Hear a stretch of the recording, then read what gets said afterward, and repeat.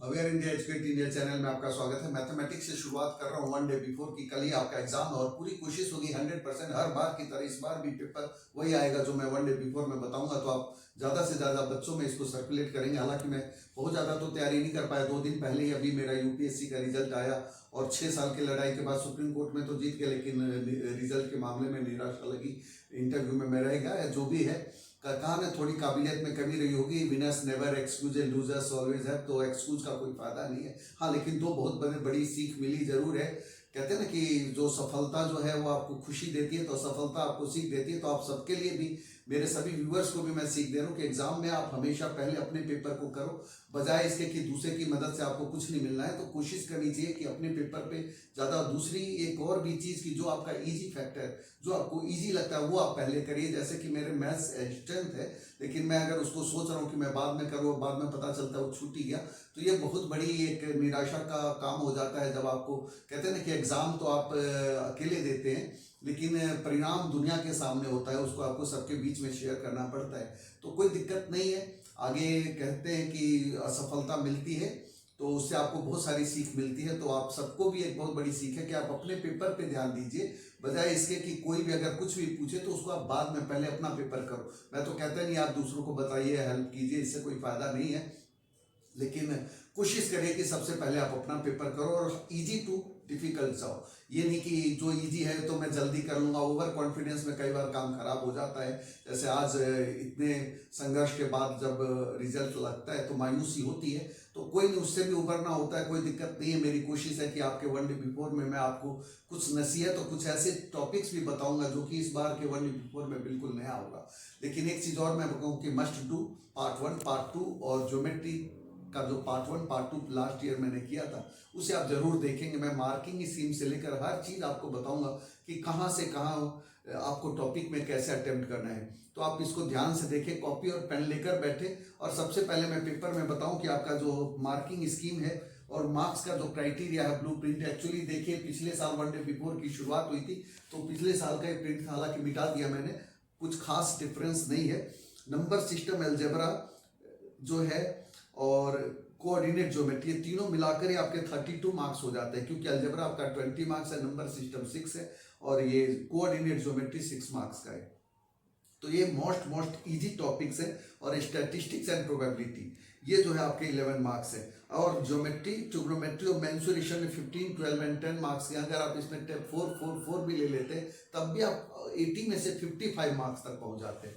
तो आप अपनी स्ट्रेंथ को देखो और स्ट्रेंथ पे काम करो। अब सबसे पहले मैं कोशिश करूंगा बिना समय गंवाए, मेरी कोशिश होगी कि 1 घंटे के अंदर ही मैं आपको हर एक चैप्टर के क्विक रिवीजन करा दूं, मोस्ट एक्सपेक्टेड, और सॉल्व भी करके दिखाऊंगा जहां मुझे जरूरत होगी। आपको फिर से कह रहा हूं कि मेरे 2 वीडियो बहुत ही ज़्यादा काम के हैं। आज तक ऐसा हुआ नहीं कि उस 2 वीडियो में से मेरे 60-70% क्वेश्चंस बोर्ड में ना आए हो। जैसे मस्ट डू पार्ट 1 पार्ट 2 ये दोनों ही हैं, और इसके एडिशनल मैंने लास्ट ईयर किया था ज्योमेट्री पार्ट 1 पार्ट 2। तो जिसकी अच्छी तैयारी है वो ज्योमेट्री पार्ट 1 पार्ट 2 को भी देख सकता है, और must do part 1 and part 2 जरूर करें। और इसके बाद वन डे बिफोर में सबसे पहले, जैसे कि मैं बात कर रहा हूं कि फर्स्ट चैप्टर में क्या आ सकता है, तो 12 की पावर n है, नेवर एंड्स। मेरे हाथ में बता दूं कि मैं सपोर्ट मटेरियल है गवर्नमेंट का, दिल्ली गवर्नमेंट के द्वारा ये पब्लिश हुआ है ना। तो इसको मैंने अपने हाथ में लिया हुआ है ताकि मुझे थोड़ी आसानी हो कि मैं टॉपिक वाइज आपको जल्दी से जल्दी कराता रहूं। तो आप देखिए कि 12 की power n never ends with 0, है ना। ऐसा कुछ भी क्वेश्चन है तो आप क्या करते हैं, इसको 2 इंटू 2 इंटू 3, और आप सब में एक ही चीज लिखते हैं कि इसमें 5 नहीं है ना। 5 नहीं है तो इट नेवर एंड्स विद 0। दूसरा क्वेश्चन आता है इरेशनल वाला, कि ये इरेशनल है। जैसे एक मैं नया क्वेश्चन और बता रहा हूं कि जैसे √3 प्लस √5, है ना, ये इरेशनल नंबर है। तो √3 प्लस √5, तो आप क्या करेंगे, आपको ये पता है √3 इरेशनल नंबर है, तो आप इसको कंट्राडिक्ट करते हैं कि चलो इरेशनल नहीं तो रेशनल है, p/q मानते हैं, सॉल्व करते हैं, फिर अंत में कहते हैं कि कंट्राडिक्शन आया है, विरोधाभास उत्पन्न हुआ है क्योंकि हमने गलत एज्यूम किया था। तो आप उसी प्रकार क्या लिखे कि एक को प्रूव करने के बाद आप लिख दीजिए similarly √5 is also irrational number. दोनों को सॉल्व मत कीजिए, टाइम कंज्यूम होगा। एक को कीजिए फिर similarly √5 is also irrational number, और इसके बाद आप क्या करेंगे कि sum of 2 irrational number is always irrational, यानी कि 2 अपरिमेय संख्याओं का सम जोड़ अपरिमेय होता है, और इसलिए ये आपका प्रूव हो जाएगा। तो ध्यान रखिए कि इस तरह का क्वेश्चन बहुत ही इजी होता है, और इससे ज्यादा इजी क्वेश्चन अगर ये है जैसे कि 2√3 + 5 है ना, तो जब इसको p/q में आप करेंगे तो क्या होगा, पहला काम √3 वाले को अलग कीजिए, तो 2√3 हो जाएगा p/q -5। किसी को नहीं आ रहा, एलसीएम लेना नहीं आ रहा, तो आप क्या करें, इसके नीचे बटे में 2 लिख दीजिए, p -5q है ना। अब इसके बाद ये क्या होगा, आप जब √3 लिखेंगे तो p -5q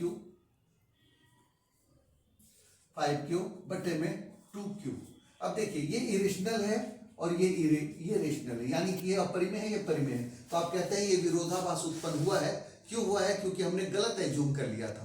तो ये जब हम गलत एज्यूम कर लेते हैं तो उसके बाद यानी कि क्वेश्चन में कोई भी ऐसा क्वेश्चन इरेशनल है, यानी कि अपरिमेय को एक तरफ कीजिए, रेशनल को अलग कीजिए, परिमेय को अलग कीजिए। एक नेक्स्ट क्वेश्चन मोस्ट इंपॉर्टेंट है, वो है कंपोजिट नंबर का, है ना, कि जो आप कोई भी संख्या है जैसे कि 7 है, 11 है, 13 है, 15 है, +15 है, ऐसे क्वेश्चन में ना प्लस करके एक रकम और दी जाती है, जैसे +15 है और इधर भी 14, 13 करके ऐसे लिखा हुआ है। तो आप क्या करते हैं, जो कॉमन दिख रहा है ना उसको आप बाहर लेंगे, तो यहाँ पे 2 सम्स आ जाएंगे, है ना। तो जब 2 चीज के मल्टीपल में आ गया तो आप इसको कह सकते हैं कि कंपोजिट नंबर है, सभाज्य संख्याएं हैं। ठीक है, मैं कोशिश करूंगा हिंदी और इंग्लिश दोनों में बोलने की, फिर भी जहां कहीं भी दिक्कत हो तो आप उसको कमेंट में भी लिखेंगे, मैं आपको जवाब दे दूंगा। तो इसके बाद मुझे नहीं लगता कि इसके अलावा इसमें एक क्वेश्चन एलसीएम और एचसीएफ का है। एलसीएम और एचसीएफ का एक मैं बता दूं कि जैसे कोई क्वेश्चन है P × Q बराबर L × H होता है, ठीक है। अब इसमें P निकालना है या Q निकालना है तो ये बटे में चला जाएगा, ठीक है। अब ऐसे में अलजेब्रिक टर्म अगर दे दिया जाए तो खासकर जैसे a² - b² के फार्मूले पे है, तो a + b a - b होता है ना। a³ + b³ है तो a + b a² - ab + b², तो इस तरीके के टर्म्स होते हैं। तो उसमें थोड़ी सी दिक्कत आती है, लेकिन आप फैक्टर करेंगे तो इजीली आपको पता चल जाएगा कि एलसीएम क्या है। एलसीएम और एचसीएफ में सबसे बड़ी चीज जैसे कि अगर उसके फैक्टर ही आपको दे रखे हैं, Q की पावर बता दीजिए, P की पावर बता दीजिए, तो वो भी आसान है। जैसे इसमें क्वेश्चन नंबर 25 दिया हुआ है, 2 की पावर 3, 3 की पावर P, Q × 7 है, तो P और Q की वैल्यू बतानी है। जब आप इसको पूरा फैक्टर करेंगे, जैसे आप फैक्टर करते हैं 7560 का ऐसे करके, है ना, जो आप करते हैं, मैं करके दिखाऊंगा तो ज्यादा टाइम लग जाएगा, तो वो करते हैं आप, तो बस उसको वैसे करते जाइए, फिर अंत में लिखिए, अपने आप पता चल जाएगा कि कौन से टर्म्स की वैल्यू आपको चाहिए।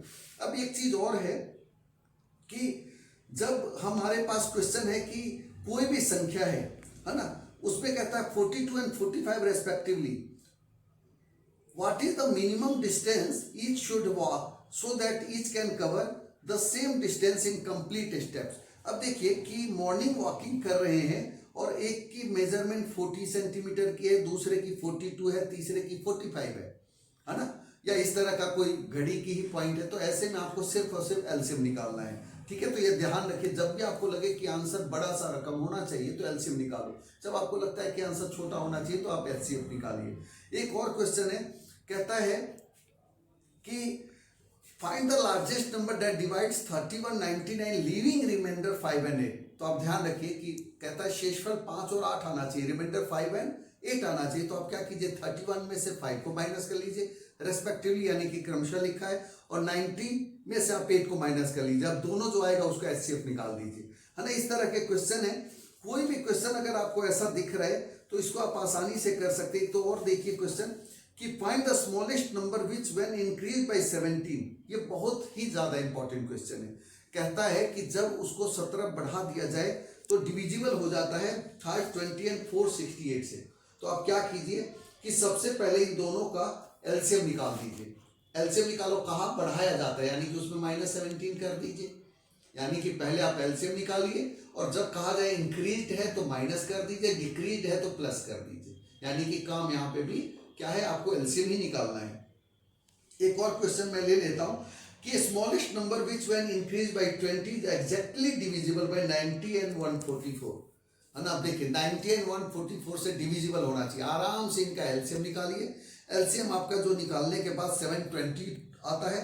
अब कहता है इंक्रीज बाय 20, तो -20 पहले कर दीजिए, यानी कि 720 में से 720 गया तो 700 आंसर हो गया, यानी कि 700 में जब आप 20 इंक्रीज करेंगे तो दोनों से डिविजिबल हो जाएगा, क्योंकि आपने ऑलरेडी एलसीएम निकाल कर देखा हुआ है। अब चैप्टर 1 में 2 में मैं इसके अलावा और कुछ नहीं बता रहा आपको, है ना, क्योंकि जो आपके लिए मोस्ट एक्सपेक्टेड चीजें हैं वो मैंने बता दिया कि कोई भी इरेशनल नंबर प्रूव करने वाला है, और दूसरा जो मैंने बताया कि 12 की पावर n है, और थर्ड जो मैं बता रहा हूँ आपको कि एलसीएम और एचसीएफ वाले क्वेश्चन में जैसे बैंड वाले हैं और उतने ही ये हैं, तो इस तरह के क्वेश्चन भी होते हैं जिसमें आपको लगे कि संख्या कम आनी चाहिए तो एचसीएफ निकलेगा, ज्यादा लगे तो आपको एलसीएम निकालना है।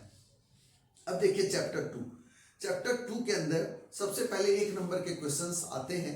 अब आप समझो 1 नंबर का एक बहुत बड़ी बात बता रहा हूं आपको कि 1 नंबर के 20 क्वेश्चंस है, और बाकी छोटे छोटे 3 नंबर 2 नंबर के क्वेश्चन, जैसे कि आपको पहले ही मैं बताया था कि 2 नंबर के 5 क्वेश्चन है, 3 नंबर के 6 क्वेश्चन है ना, और 4 नंबर के 3 केस स्टडीज है, और 5 मार्क्स के 4 है। तो यानी कि आप देखिए कि 20 मार्क्स के लिए 20 क्वेश्चन है और 18 क्वेश्चन में आपके 60 मार्क्स है। तो कई बार क्या होता है कि 1 नंबर के क्वेश्चन को करने में हम 2, 3, 4, 5 को भूल जाते हैं। तो आप आराम से 1 नंबर के क्वेश्चन के लिए जगह छोड़ते हुए आगे बढ़ जाइए। 15 मिनट्स जो आपको मिलते हैं उसको यूटिलाइज कीजिए, 1 नंबर में अपना समय मत गवाइए, उसको लास्ट में कर सकते हैं, ठीक है ना।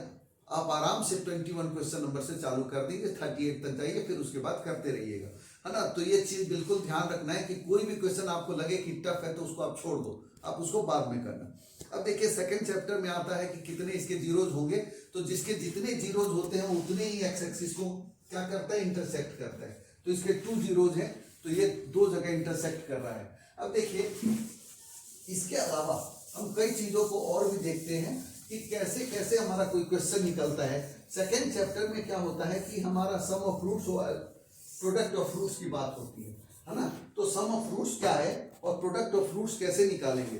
तो देखिए सम ऑफ फ्रूट्स क्या होते हैं, अल्फा प्लस बीटा, ये होता पी जो होता है सी बाई, है ना, अल्फा इंटू बीटा, तो सी बाई।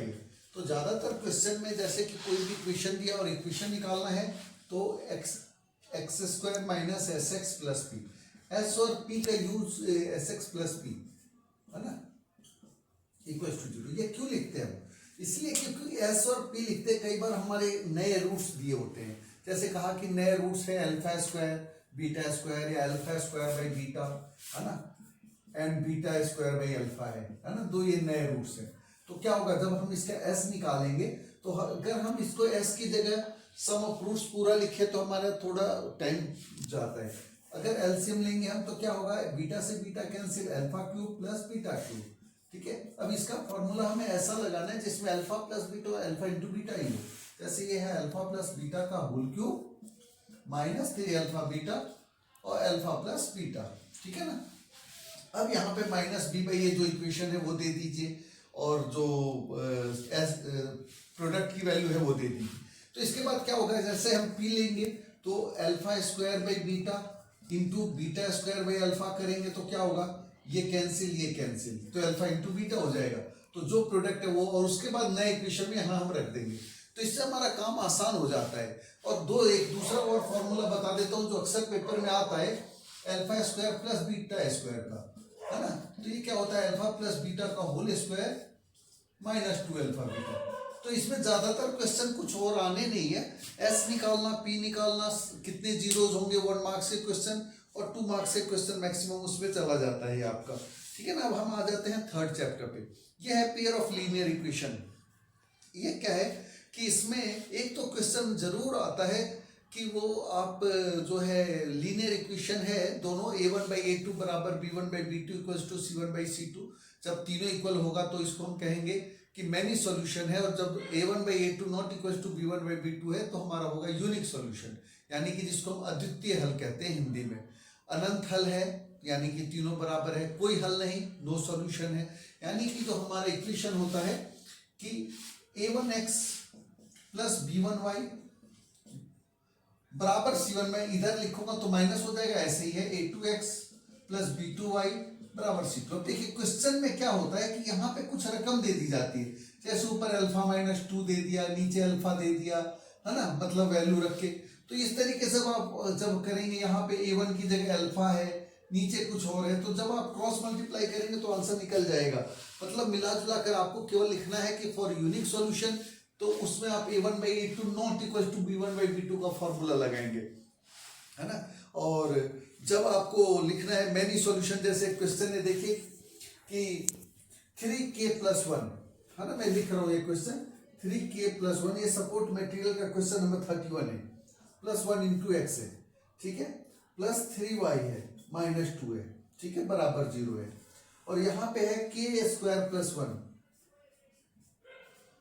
ठीक है, × x है, और k - 2 × y है, -5 = 0।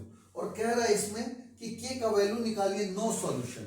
तो आप समझते हैं नो सॉल्यूशन का मतलब क्या है कि दोनों पैरेलल लाइनें हो जाएंगी। नो सॉल्यूशन का मतलब है पैरेलल लाइनें, मैनी सॉल्यूशन का मतलब है सिंगल लाइन, ठीक है ना। यूनिक सॉल्यूशन का मतलब है दोनों आपस में क्रॉस करेंगे। तो आपको पता है कि नो सॉल्यूशन है, यानी कि a1/a2 = b1/b2 not equal to c1/c2। अब यहां आप रखेंगे तो a1 क्या होगा, x को छोड़कर जो है वो a1 है, ये यहाँ a2 है, ऐसे ये b1 है, ये b2 है, ये c1 है, ये c2 है। तो जो वैल्यू है आप रखिए और उसके बाद नॉट इक्वल टू वाला साइन भी देखिए, जो आंसर आपको इक्वल लगे वो इक्वल वाला लिख दीजिए, और नॉट इक्वल टू का है तो वहां लिख दीजिए आप। मतलब इसको आप करेंगे तो हो जाएगा। इससे ज्यादा इस क्वेश्चन में, कुछ क्वेश्चन लीनियर इक्वेशन का मैं और बता रहा हूं, क्योंकि कहता है कि, और ये इंपॉर्टेंट क्वेश्चन ही बता रहा हूं मैं केवल, ठीक है। अब जैसे देखिए, कहता है कि on selling a TV at a 55% gain and fridge at 10% gain. अब आप ध्यान रखिए कि जो चीज निकालना हो उसे एक्स एंड वाई मानते हैं। इस क्वेश्चन में कहता है कि actual price of TV and fridge, यानी कि टीवी और फ्रिज का एक्चुअल प्राइस बताना है। तो अगर मैं टीवी को एक्स मान लूं, है ना, ₹x, और फ्रिज को ₹y मान लूं, तो मैं शॉर्टकट बिल्कुल बता रहा हूं, इक्वेशन बनाकर केवल दिखा रहा हूं, आप बिल्कुल अकॉर्डिंग टू क्वेश्चन लिखा करें। ATQ, है ना, अकॉर्डिंग टू क्वेश्चन। कहता है कि टीवी को 5% गेन पे, तो आप क्या करिए कि टीवी को 5% गेन पे है ना, तो 105/100 × x, क्लियर हुआ, +5 कर दो आप। अगर लॉस होता तो माइनस कर देते। उसके बाद दूसरा कहता है कि 10% गेन है किसका, फ्रिज पे, ठीक है, और दोनों को बेचता है वो। तो कहता है कि गेन, शॉपकीपर गेन ₹2000। यहाँ पे थोड़ी सी प्रॉब्लम हो गई कि ये शॉपकीपर जो है, अब इसमें क्या करता है कि अगर मैं 5% केवल प्रॉफिट लूंगा, इसमें एक्चुअली क्या है कि ये कह रहा है कि वो प्रॉफिट है, उसका गेन 2000 है। जबकि अगर ये भी लिख दिया मैंने, तो बता ही देता हूं कि अगर ये दोनों का प्राइस इतना होता तो हम यहाँ लिख देते, लेकिन यहाँ क्वेश्चन में कुछ और कह रहा है। यहाँ कह रहा है कि टीवी पे 5% का गेन कर रहा है, यानी कि 5x/100, और इस पे 10y/100, और ये टोटल इसको गेन मिल रहा है 2000 का, यानी कि ये इक्वेशन बना, ठीक है जी। ये 20 और ये 10, ये करके इसके बाद आपका इक्वेशन बन जाएगा। ऐसे इक्वेशन बनेगा फर्स्ट, आप एलसीएम ले लेंगे या 20 से मल्टीप्लाई कर देंगे तो इक्वेशन फर्स्ट बनेगा। दूसरे में कह रहा है कि यदि वो 10% गेन कर रहा है टीवी पे, यानी कि 10x/100, है ना, 100x × 10/100, प्लस 5% लॉस ले रहा है किस पे, फ्रिज पे, तो माइनस हो जाएगा 5y/100, और ये है इसका 1500। तो यानी कि एक क्वेश्चन ऐसे बनेगा। अब ये ध्यान रखिए, अगर मैंने ये वाला जो इक्वेशन लिखा था, कहता है कि अगर वो इतने पे इतनी कीमत पर बेचता है, यानी कि दोनों का सेलिंग प्राइस होता, बिक्री मूल्य, तो हम ये इक्वेशन बनाते हैं। ध्यान रखिए, यहाँ पे केवल प्रॉफिट की बात हो रही है ना। ज्यादातर क्वेश्चन ऐसा आता है, शायद इसके बाद वाला क्वेश्चन है ना। कहता है कि सुनीता है सम ₹50 एंड 100 नोट, ये अलग है ना। तो 50 और 100 के नोट्स हैं, और टोटल 1500 500 रुपीज है। और if the total number of notes is 200, यानी कि अगर हम यहाँ 50 के नोट और 100 के नोट है, उसको x और y मानेंगे। यहाँ पे अब देखिए ये सॉल्व हो जाएगा, इसको x ज्यादा अगर आपको समझ में नहीं आए तो ये वाला इससे गुणा कीजिए, इसको इससे गुणा कीजिए। ज्यादा नीचे एलसीएम है तो इसको पहले 20 से मल्टीप्लाई करेंगे तो इक्वेशन का बटे वाला हिस्सा खत्म हो जाएगा, ठीक है। अब दूसरे में कहता है कि दोनों मिलाकर नोट्स 200 है, तो x + y कितना होगा 200, कहता है 50 रुपए के नोट कितने हो गए, 50 रुपए, 100 रुपए वाले नोट y है तो 100y, और टोटल हो गए 15,500, है ना। तो ये क्या है, ये इक्वेशन बना, इसको सॉल्व करेंगे, यानी कि इस इक्वेशन में आप जो है 50 से मल्टीप्लाई कीजिए तो आपका इक्वेशन दोनों इक्वल आ जाएगा, या इसमें 50 से आप डिवाइड भी कर सकते हैं, है ना, डिवाइड करेंगे तो भी इक्वल आ जाएगा। मेन मकसद होता है x या तो y को इक्वल लाना।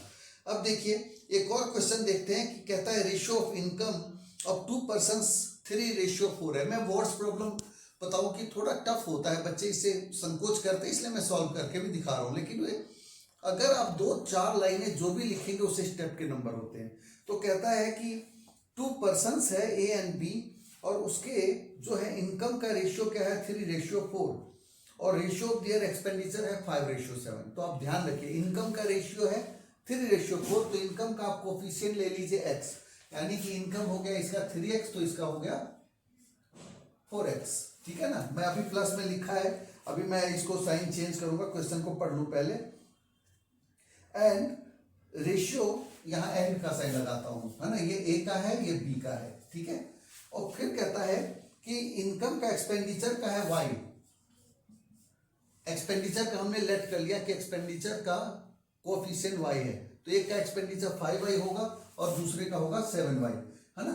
अब देखिए ये तो मैंने लिखा, लेकिन अब होगा क्या, ए का सेविंग क्या होगी दोनों की एक ही। अब वर्ड्स लिखेंगे, मैं लिख नहीं रहा, यानी कि 3x - 5y बराबर, ठीक है, और दोनों का इनकम कहता है 15,000 ही है, दोनों की सेविंग बराबर है, और यहाँ 4x - 7y बराबर भी 15,000। अब आप समझ गए, इसको इस इक्वेशन को आप मल्टीप्लाई करेंगे 4 से, इसको 3 से, इक्वल आ जाएगा, x और y की वैल्यू निकल जाएगी, यानी कि क्वेश्चन बहुत ही ईजी है। अब यहाँ पे एक और क्वेश्चन है जो दिखाई दे जा रहा है, मैं बता रहा हूं कि रेलवे का टिकट है, कॉस्ट हाफ है, हाफ टिकट, फुल है तो फुल है ना, लेकिन रिजर्वेशन का प्राइस फिक्स्ड है। तो कई बार ऐसा मोटर का क्वेश्चन आता है जिसमें कुछ फिक्स्ड है, फिक्स्ड को आप y मान लीजिए, और जो वेरिएबल है जो बदल रहा है उसको आप x मान लीजिए। तो यहाँ इस क्वेश्चन में कह रहा है कि जो फुल टिकट है वो डबल है, हाफ टिकट का हाफ है, लेकिन टोटल फेयर में रिजर्वेशन को मिलाकर x + y होगा। तो आप अगर हाफ को ही x मान ले तो आपको x/2 नहीं करना पड़ेगा, यानी कि अगर हाफ टिकट को मैं x मान लेता हूं तो क्या होगा, फुल टिकट 2x + y, और ये टोटल क्या कह रहे हैं कि टोटल मिलाकर है 2530 रुपए का, यानी कि एक बड़े आदमी का जो टिकट है वो 2530 रुपए का है। लेकिन कहता है कि अगर एक बच्चा, चाइल्ड एंड एक फुल फेयर मिलाकर जो है टिकट है कितने का, 3810। तब देखिए एक बच्चा हो गया 2x मतलब x, और बड़े का हो गया 2x, तो यानी कि ये हो गया 3x, लेकिन रिजर्वेशन तो दोनों का लगा तो 2y, और ये बराबर हो गया कितना, 3810, ठीक है। अब इसमें आप क्या करेंगे, इसमें 2 से मल्टीप्लाई कर लीजिए, मेन दोनों में से किसी एक को बराबर करना है। अब 2 से मल्टीप्लाई करेंगे इक्वल होगा, साइन चेंज करेंगे, माइनस माइनस ये माइनस, ये कट जाएगा फिर, है ना। पहले 2 से मल्टीप्लाई करेंगे, लेकिन करेंगे तीनों को, तो ऐसे आपका x और y की वैल्यू निकल जाएगी। और फुल फेयर बड़े का निकालना है तो ध्यान रखेंगे, क्योंकि बड़े का आपने छोटे का x माना था ना फेयर, तो बड़े वाला 2x + y आंसर होगा, उसमें वैल्यू पुट करके आएगा जो, है ना। अब देखिए इस तरह के क्वेश्चन है, और इसमें मैंने आपको पहले बता दिया कि एक क्वेश्चन एक नंबर का यूनिक सॉल्यूशन है कि मैनी सॉल्यूशन है कि नो सॉल्यूशन है, इस तरीके का आता है। अब देखिए 4th चैप्टर में कोई भी क्वेश्चन इस तरीके का, जैसे क्वाड्रेटिक इक्वेशन है, कहता है कि कोई भी x - 5 जो है रूट है क्वाड्रेटिक इक्वेशन का, and quadratic equation px² + x + k = 0 है इक्वल रूट्स। तो देखिए कभी भी इक्वल रूट्स दिखे तो आप क्या करेंगे, d निकालेंगे, d = 0 रखेंगे, है ना। d अगर 0 है तो आपके इक्वल रूट्स आएंगे, ठीक है। तो कभी भी क्वेश्चन अगर आपको दिख रहा है तो d का मतलब x², देखिए इक्वेशन होता क्या है, ax² + bx + c, ठीक है ना। अब यहाँ पे d होता है b² - 4ac, तो जब आप b² - 4ac निकालते हैं तो b² - 4ac जो निकालते हैं तो आपका जो भी आएगा, अगर d > 0 है तो रूट्स रियल होंगे, लेकिन अगर वो माइनस में आ गया तो रूट्स अनरियल होंगे। तो ये जो है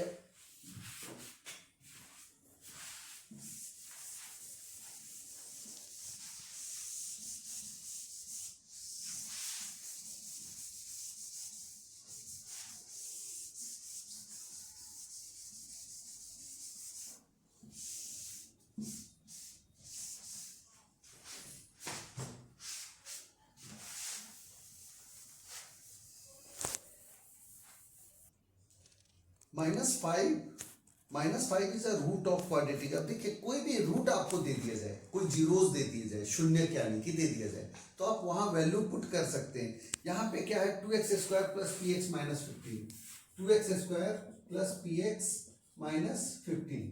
ठीक है, अब यहाँ p नहीं पता केवल, लेकिन x आपको कह रहा है कि -5 है, तो x की वैल्यू यहाँ रख दीजिए आप, -5 का square plus p x minus 15 equal to 0। अब ये क्या होगा 25 50 है ना, -15 प्लस पी एक्स बराबर 0। यहाँ एक्चुअली x की जगह मैंने नहीं रखा, ये भी -5 रखेंगे हम, है ना। तो अब क्या हुआ आपका, ये हो गया 35 और -5p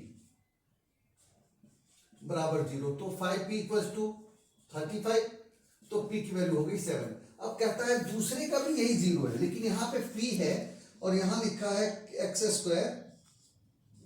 plus k, x plus k।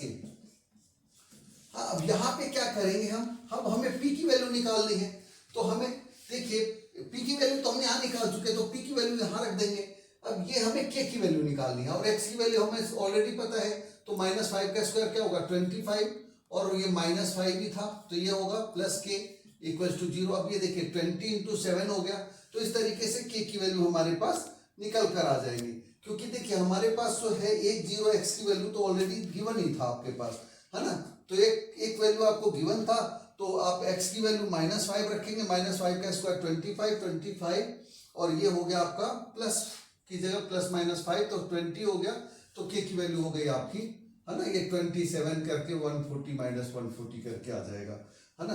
कुछ और भी आ सकता है, एक्चुअली मैंने अभी पूरा जो है किया नहीं है। और कहता है हैज इक्वल रूट्स, ठीक है, हाँ एक्चुअली इसमें इक्वल रूट्स कह रहा है, तो इक्वल रूट्स है तो हमें क्या करना होगा कि d बराबर 0 करना होगा। ठीक है, तो ऐसे में क्वेश्चन में हम कोई भी क्वेश्चन हमारे को दिखता है, तो जब हमें जीरोस दिए हैं तो हम उसको जीरोस की वैल्यू पुट कर सकते हैं, निकाल सकते हैं। इसको भी हम सोल्व करेंगे तो निकलेगा, ठीक है, b² - 4ac बराबर 0 करेंगे तो आएगा। अब देखिए कुछ क्वेश्चन और भी हैं, जैसे कहता है कि आर रूट्स कोई रेसिप्रोकल है एक दूसरे का, तो आपको क्या है, एक x है एक अल्फा है, तो दूसरा 1/अल्फा हो जाएगा, ठीक है ना, रेसिप्रोकल यानी कि व्युत्क्रम कहते हैं हम। अब कहता है find the value of p for which the product of the roots of quadratic equation px² plus 6x plus 4p is equal to the sum of roots. अब देखिए यहाँ पे कहता है सम ऑफ रूट्स जो है प्रोडक्ट के इक्वल है, यानी कि अल्फा प्लस बीटा जो है वो अल्फा बीटा के इक्वल है, ठीक है। हालांकि आज मैं देखिए मस्ट डू आप जरूर देख लेंगे, क्योंकि उसमें मैंने ज़्यादा डिटेल में समझा, यहाँ पे लिखने में थोड़ी सी दिक्कत हो रही है मुझे, है ना। Alpha plus beta equals to alpha beta ये गिवन है, मैं इसलिए हिंट दे रहा हूँ केवल क्वेश्चन में। तो अब क्वेश्चन में कह रहा है कि अब जो इक्वेशन है px² plus 6x plus 4p, आप नीचे वो कर देंगे जो जिससे सीसी करके दबाएंगे तो उसमें राइट अप भी आ जाएगा, तो उसको आपको देखने में आसानी होगी। तो आपको px² plus 6x plus 4p है, तो अल्फा प्लस बीटा क्या हो गया -6/p, है ना। लिखूंगा तो ज्यादा अच्छा समझ में आएगा, मैं समझ पा रहा हूँ, लेकिन लिखने में टाइम लग रहा है ना, 25 मिनट्स हो गए। और अल्फा इंटू बीटा क्या हो जाएगा 4p, ठीक है। मैं लिख भी देता हूँ, एक तो क्वेश्चन पे लिखना चाहिए px² plus 6x plus 4p equal to 0। अब देखिए अल्फा प्लस बीटा क्या है, अल्फा प्लस बीटा होगा -6/p और अल्फा इंटू बीटा क्या होगा 4p/p, ठीक है जी, 4p/p, बिल्कुल ठीक। तो ये कैंसिल हो गया, ठीक है, तो p की वैल्यू क्या हो गई, यहाँ आ गया -6, क्लियर। तो इस तरीके से आपके p की वैल्यू निकल के आ जाएगी। अब देखिए एक तो क्वेश्चन है जो पहले भी मैंने बताया हुआ है, ये मेरे हर एक नोट्स में मिलेगा, a प्लस मस्ट डू में भी मिलेगा, a plus B plus x है बराबर 1/a plus 1/b plus 1/x। ऐसे में इसको 1/x को इधर ले आइए, ठीक है, तो 1/a plus B plus x minus 1/x बराबर यहाँ हो जाएगा ए बी एलसीएम, तो b प्लस a, और यहाँ पे भी जब आप एलसीएम लेंगे तो देखिए क्या आएगा x minus a minus b minus x, तो ये कट गया, a प्लस बी यहाँ पे भी आ गया अगर आप ब्रैकेट लेंगे तो ऐसे, ठीक है, तो ये ऊपर वाले से कट जाएगा, क्लियर। तो इस तरीके से, और इसका एलसीएम क्या है x और a plus B plus x है। जब आप इसको खोलेंगे उधर ले जाएंगे, ठीक है, ये वाला जब इधर ले आएंगे आप तो क्या होगा, एक क्वाड्रेटिक इक्वेशन बनेगा। ठीक है, अब ये इसको काट दो आप और ये इधर ले आओ, ये यहाँ ले आओ, तो ये होगा A x plus B x plus x square. ठीक है, बराबर यहाँ माइनस ए भी है, उधर आएगा प्लस ए बी। ऐसे ही दूसरा क्वेश्चन भी है 1/2a plus B plus 2x है, दोनों क्वेश्चन एक जैसे हैं। ठीक है, अब देखिए कुछ क्वेश्चन ऐसा है कि मोस्ट एक्सपेक्टेड मैं बता रहा हूं कि जैसे कि केवल सिंपल, हम कई बार सोचते हैं क्वाड्रेटिक में टफ आएगा लेकिन इजी आ जाता है। जैसे कोई क्वेश्चन है, मैं कह रहा हूं कि 1/x प्लस 3 है प्लस 1/2x प्लस 3 है करके बराबर 5 है, तो आप क्या करेंगे, केवल एलसीएम लीजिए, जमा कीजिए, आंसर आएगा, क्वाड्रेटिक बनेगा। ठीक है, कहता है कि A P X square plus B square minus A C into X minus B C बराबर 0 है ना। तो अब कहता है solve the using quadratic formula. अब आप देखिए, जब आप इसको कभी भी इस तरह का क्वेश्चन हमें लगता है कि टफ होगा, लेकिन ऐसा एक टफ होता नहीं है। देखिए कैसे नहीं होता है कि हम एक इक्वेशन लिख रहे हैं, A B X square plus B square minus A C into X है और माइनस बी सी।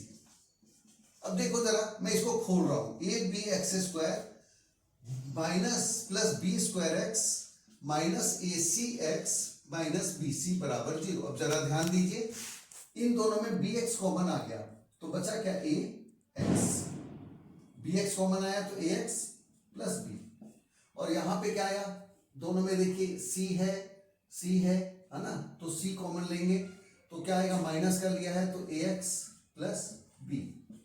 अब दोनों में देखिए ए एक्स प्लस बी कॉमन आ गया और बी एक्स माइनस सी। हालांकि जब बिल्कुल समझ में नहीं आए तो आप डी निकाल कर लो, लेकिन देखो कितना इजी है, खासकर ऐसे क्वेश्चन या रूट वाले क्वेश्चन को घबराने की जरूरत नहीं होती है, वो घबराने के लिए दिया जाता है कि आप घबरा जाओ, लेकिन वो एक्चुअली अगर 4√2 दिया है तो 3√2 और √2 ऐसे करके करेंगे, मल्टीप्लाई करके 6 आता होगा। तो इस तरीके का बहुत इजीली वो मिडिल टर्म स्प्लिट होता है। ठीक है, तो उसमें आपको घबराने की जरूरत नहीं है। ठीक है, जैसे क्वेश्चन अगला ही दिख गया, 3x square minus 4√3x plus 4 है ना, तो 4 इंटू 3 दिख रहा है आपको, तो 3 को 2 हिस्सों कर दीजिए आप, √3 हो जाएगा, और आपको जमा करके क्या चाहिए, 4√3। ठीक है ना, तो अगर मैं 2√3 प्लस 2√3 करूंगा, हो गया 4√3। तो बहुत आसानी से मिडिल टर्म स्प्लिट हो जाता है। अब देखिए एक क्वेश्चन, अब इसमें मैं थोड़े वर्ड्स प्रॉब्लम आज बता रहा हूँ, पहला ये 1 डे बिफोर है जिसमें मैं वर्ड्स प्रॉब्लम भी बता रहा हूँ। ठीक है, क्योंकि पिछली बार एक कुछ डिमांड आई थी कि 1-2 क्वेश्चन ऐसे बता दिया करें जो पेपर में आने की संभावना है। तो देखिए कोई फ्लाइट है, 600 किलोमीटर एयरक्राफ्ट है, स्लो करता है अपनी स्पीड को वेदर के कारण 200 किलोमीटर पर आवर की स्पीड को। तो पहले देखिए कि निकालना क्या है। ठीक है, तो इसमें तो निकालना है ड्यूरेशन ऑफ फ्लाइट, लेकिन अगर ड्यूरेशन ऑफ फ्लाइट हम निकालेंगे, मैं ट्रिक तो ये बोलता हूँ कि उसी को लेट करो, लेकिन यहाँ आप देखिए कि इन average speed was reduced by 200 kilometre per hour, speed की बात हो रही है, तो आप स्पीड को ही एक्स मानिए। तो आप देखो इक्वेशन क्या होगा,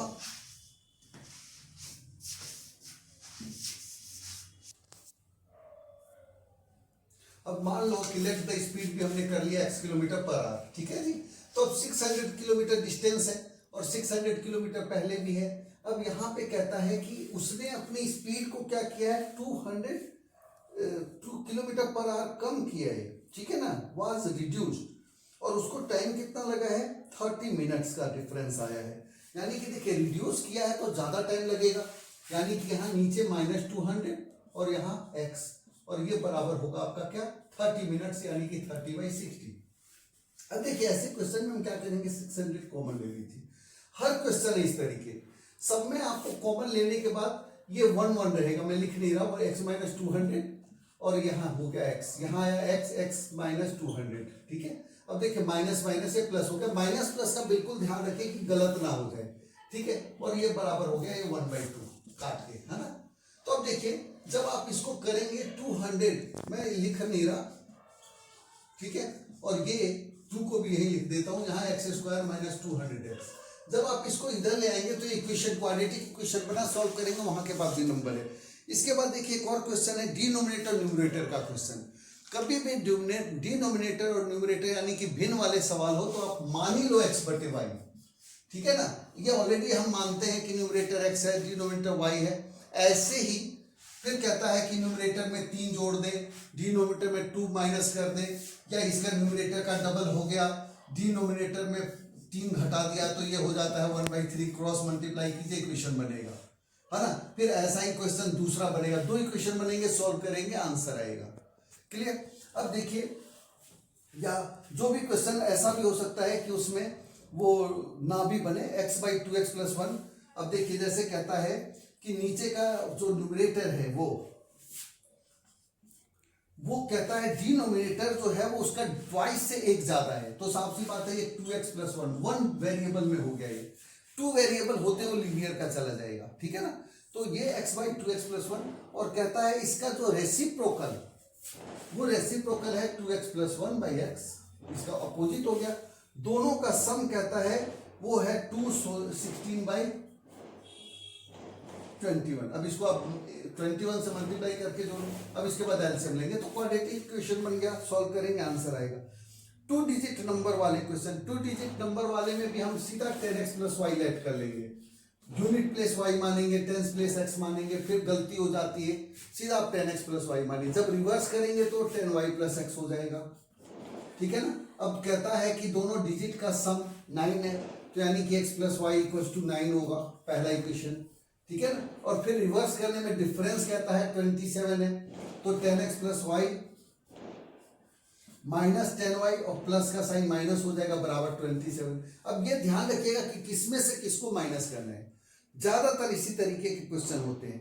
मोटर बोट वाला क्वेश्चन भी यही है कि अगर वो अप स्ट्रीम जाता है या डाउन स्ट्रीम जाता है, तो देखिए मोटर बोट स्पीड है 24 किलोमीटर/आवर इन स्टिल वाटर। अब देखिए स्टिल वाटर में है, बहुत important question, most important question है मोटर बोट का, ठीक है ना, कि 24 किलोमीटर/आवर है स्टिल वाटर में। तो अगर आपको निकालना क्या है इसमें, स्पीड ऑफ द स्ट्रीम, धारा की चाल निकालनी है, तो धारा को x मान लीजिए आप।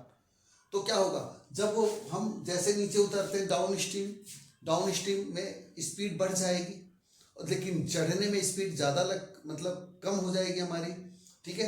तो वो हो जाएगा हमारा स्पीड कम हो जाएगा 24 - x, ठीक है। और डाउन स्ट्रीम में 24 + है, और वो कह रहा है 32 किलोमीटर जाने में, तो 24 स्पीड थी प्लस x, और दूसरा 32 24 - x। अब देखिए ये नीचे माइनस है, ज्यादा है, तो यानी कि आपको इसको पहले लिखना था, इसको ज्यादा लिखना था। ये दोनों में अंतर कितना दिया हुआ है, क्वेश्चन को देख लेते हैं कितना है, बराबर 1। जल्दी करने में थोड़ा टाइम लगता है, बराबर 1, यानी कि दोनों में 1 घंटे का डिफरेंस आया है।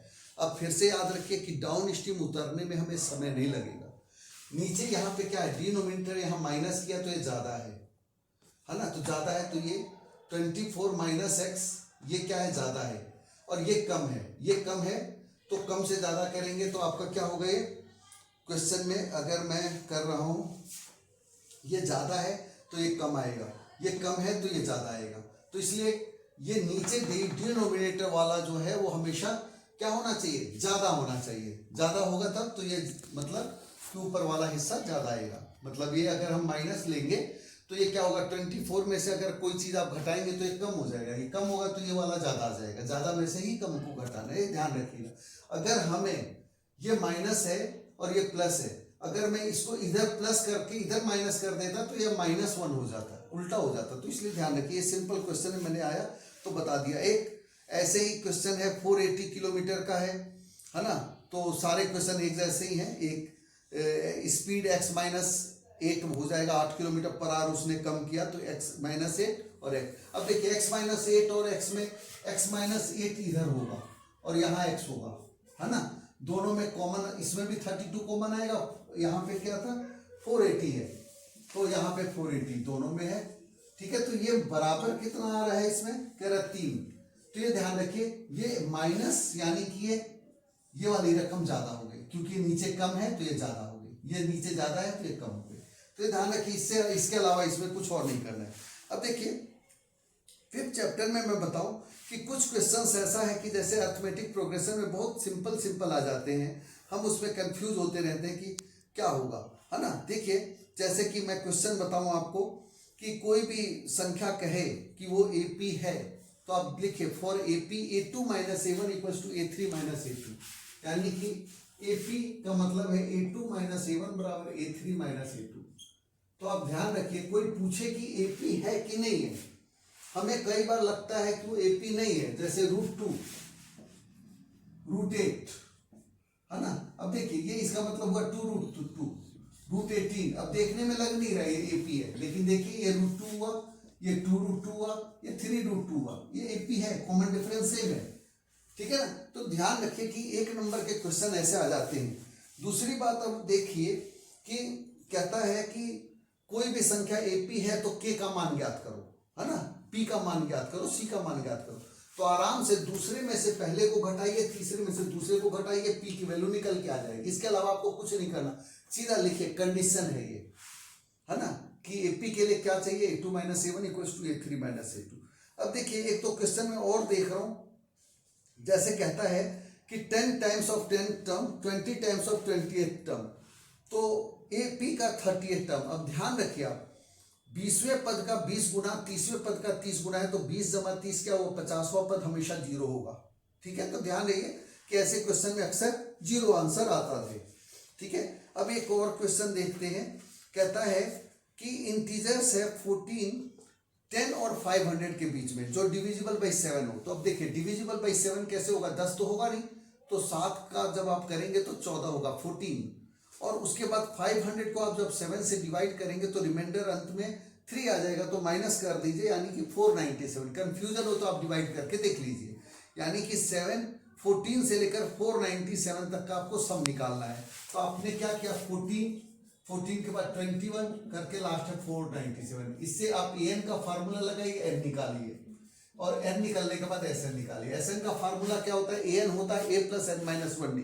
कोई कहे 10th टर्म निकालो तो सीधा a प्लस 9d लिख दो आप, 25th टर्म निकालो तो a प्लस 24d लिख दो, और sn का formula n/2 2a plus n minus 1d, ठीक है। अगर लास्ट टर्म पता है यहाँ पे तो n/2 a प्लस l हो जाएगा लास्ट टर्म, ठीक है ना। तो दोनों ही कंडीशन में हम उसको निकाल सकते हैं।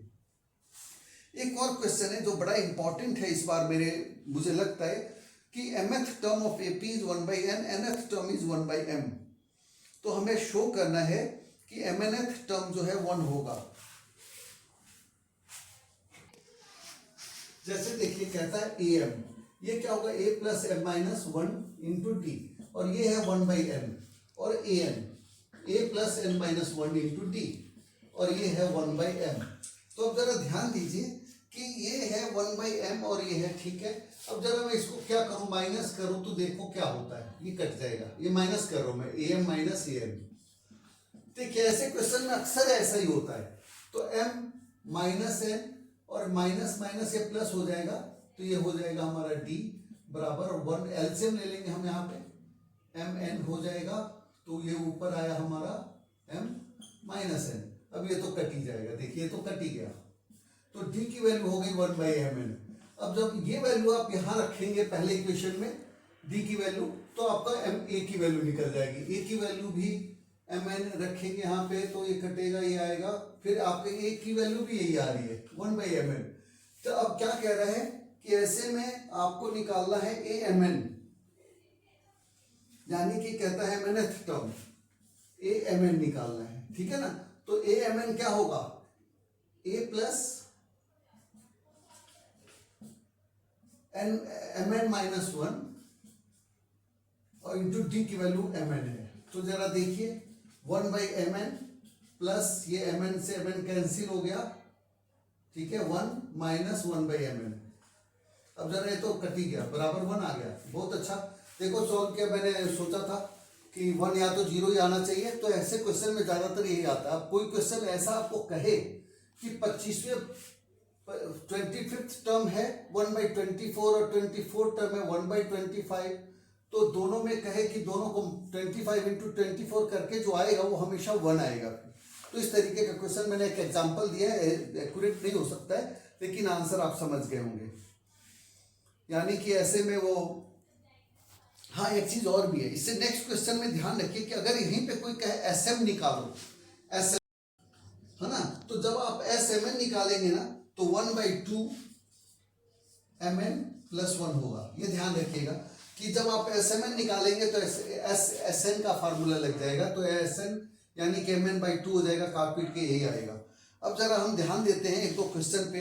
कोई भी क्वेश्चन कह रहा है कि जैसे सम ऑफ द फर्स्ट 9 टर्म्स 171 है और इट्स फर्स्ट 24 टर्म। कभी भी दो क्वेश्चन दिया हुआ है, कहता है कि 15th टर्म ये है, तो a 15 का मतलब a प्लस 14d बराबर ये है, कुछ भी दिया हुआ है। a प्लस 19d बराबर ये दिया हुआ है। दोनों को जब आप माइनस करेंगे तो कट जाएगा, d की वैल्यू निकलेगी, a की वैल्यू निकलेगी। ऐसे ही क्वेश्चन में दिया जा सकता है कि S14 ये है, तो वहां पे S14 का फार्मूला लगाना होगा, यानी कि 14/2 2a प्लस 13d, है ना। तो यहां से एक इक्वेशन निकलेगा। लेकिन एक चीज और बता दूं कि दूसरे में ये भी कहा जा सकता है कि जैसे S14 दिया हुआ है मान लो 200 और नेक्स्ट S14 यानी कि S14 के बाद S28 माइनस S14 ये कहता है 700 है, ठीक है ना। तो अब ध्यान रखिए कि ये वाली वैल्यू आप यहां रख देंगे, इससे तो एक इक्वेशन बनेगा। तब ये क्या होगा, तो S28 क्या हो जाएगा 700 प्लस 200 यानी कि 900। यानी कि देखिए दो इक्वेशन बना, एक इससे एक इससे। बहुत इजी चीजें बता रहा हूं मैं। दो इक्वेशन बनेगा, दोनों इक्वेशन को सॉल्व करेंगे, आंसर निकल के आएगा। इसके अलावा एपी का कोई भी ऐसा क्वेश्चन नहीं होता कि मैन सेव्ड 1600 इन 10 ईयर्स। तो यहाँ S क्या है, S10 दिया हुआ है, यानी कि सम है, जोड़कर जमा है उसका। एक क्वेश्चन और बता देता हूँ, हालांकि कई क्वेश्चन मैंने ऑलरेडी कई वीडियो में बताया हुआ है, तो बताना थोड़ा वैसा लगता है। Sn दिया है 5n² plus 3n, 5n² plus 3n, ये है Sn की वैल्यू। तो ध्यान देखिए n की वैल्यू 1 रखेंगे तो 5 प्लस 3 इंटू 1 8 हो गया। S2 रखेंगे तो 2 का स्क्वायर 4 20 प्लस 6 26 हो गया। S3 रखेंगे तो 3 9 45 प्लस 9 51 हो गया, 54 हो गया, है ना। तो देखिए अब क्या है कि S1 ये देखिए ये A होता है और ये होता है A प्लस D। यहाँ पे ये A की वैल्यू रखेंगे तो D निकलेगा। लेकिन दूसरा भी तरीका बता रहा हूँ कि A1 हो गया S1, A2 हो गया S2 माइनस S1, A3 हो गया S3 माइनस S2, है ना। तो ऐसे A1 A2 A3 निकल गया, AP निकल गया, जो मर्जी आप टर्म निकाल सकते हैं, ठीक है। तो इस तरीके का क्वेश्चन। और AN दिया है तो AN में तो n की वैल्यू 1 2 3 रखेंगे, आराम से AP निकल जाएगा आपका, ठीक है। और कोई भी क्वेश्चन आपको बताऊं AP का कि कोई भी term negative term, first negative term बताइए, तो फर्स्ट नेगेटिव टर्म में AN बराबर 0 रखना है। जैसे मान लो ये कहता है 240 236 232, है ना, एन ऐसे, ठीक है। तो फर्स्ट नेगेटिव टर्म AN बराबर 0 रखेंगे, क्योंकि ये 0 को क्रॉस करके तो माइनस में जाएगा ना। तो अगर n की वैल्यू आती है 55 तो आपका आंसर हो जाएगा 56, ठीक है। ये आएगा 55 पॉइंट समथिंग आता है, पॉइंट में आता है। अगर होल नंबर आएगा तब भी नेक्स्ट ही होगा ये, तो ध्यान रखिएगा। अदरवाइज ज्यादातर क्वेश्चन में A निकालो, D निकालो, AP निकालो, यही सब होते हैं। कई बार क्वेश्चन में आता है कि लास्ट से निकालो, है ना, अंतिम से 15वां टर्म। तो कई बच्चे आगे से निकालते हैं, SN घटाते हैं, तो नहीं, बिल्कुल नहीं करना है आपको।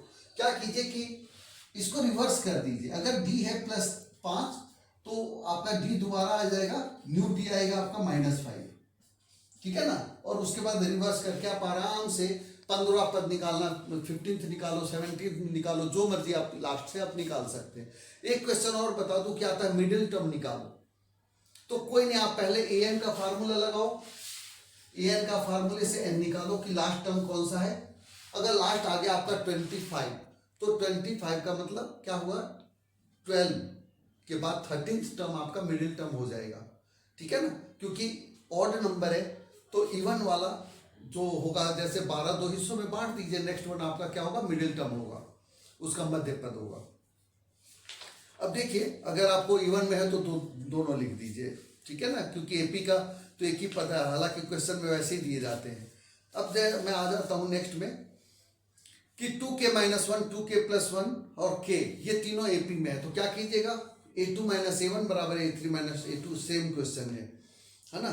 अब कहता है कि मान लो कोई चीज लिखा हुआ है, ये प्लस ये मोस्ट इंपोर्टेंट, हर साल क्वेश्चन में आता है कि 20 + 42 + 22, फिर प्लस कीजिए तो 64 एंड सो लास्ट में लिखा हुआ है मान लो कोई भी रकम।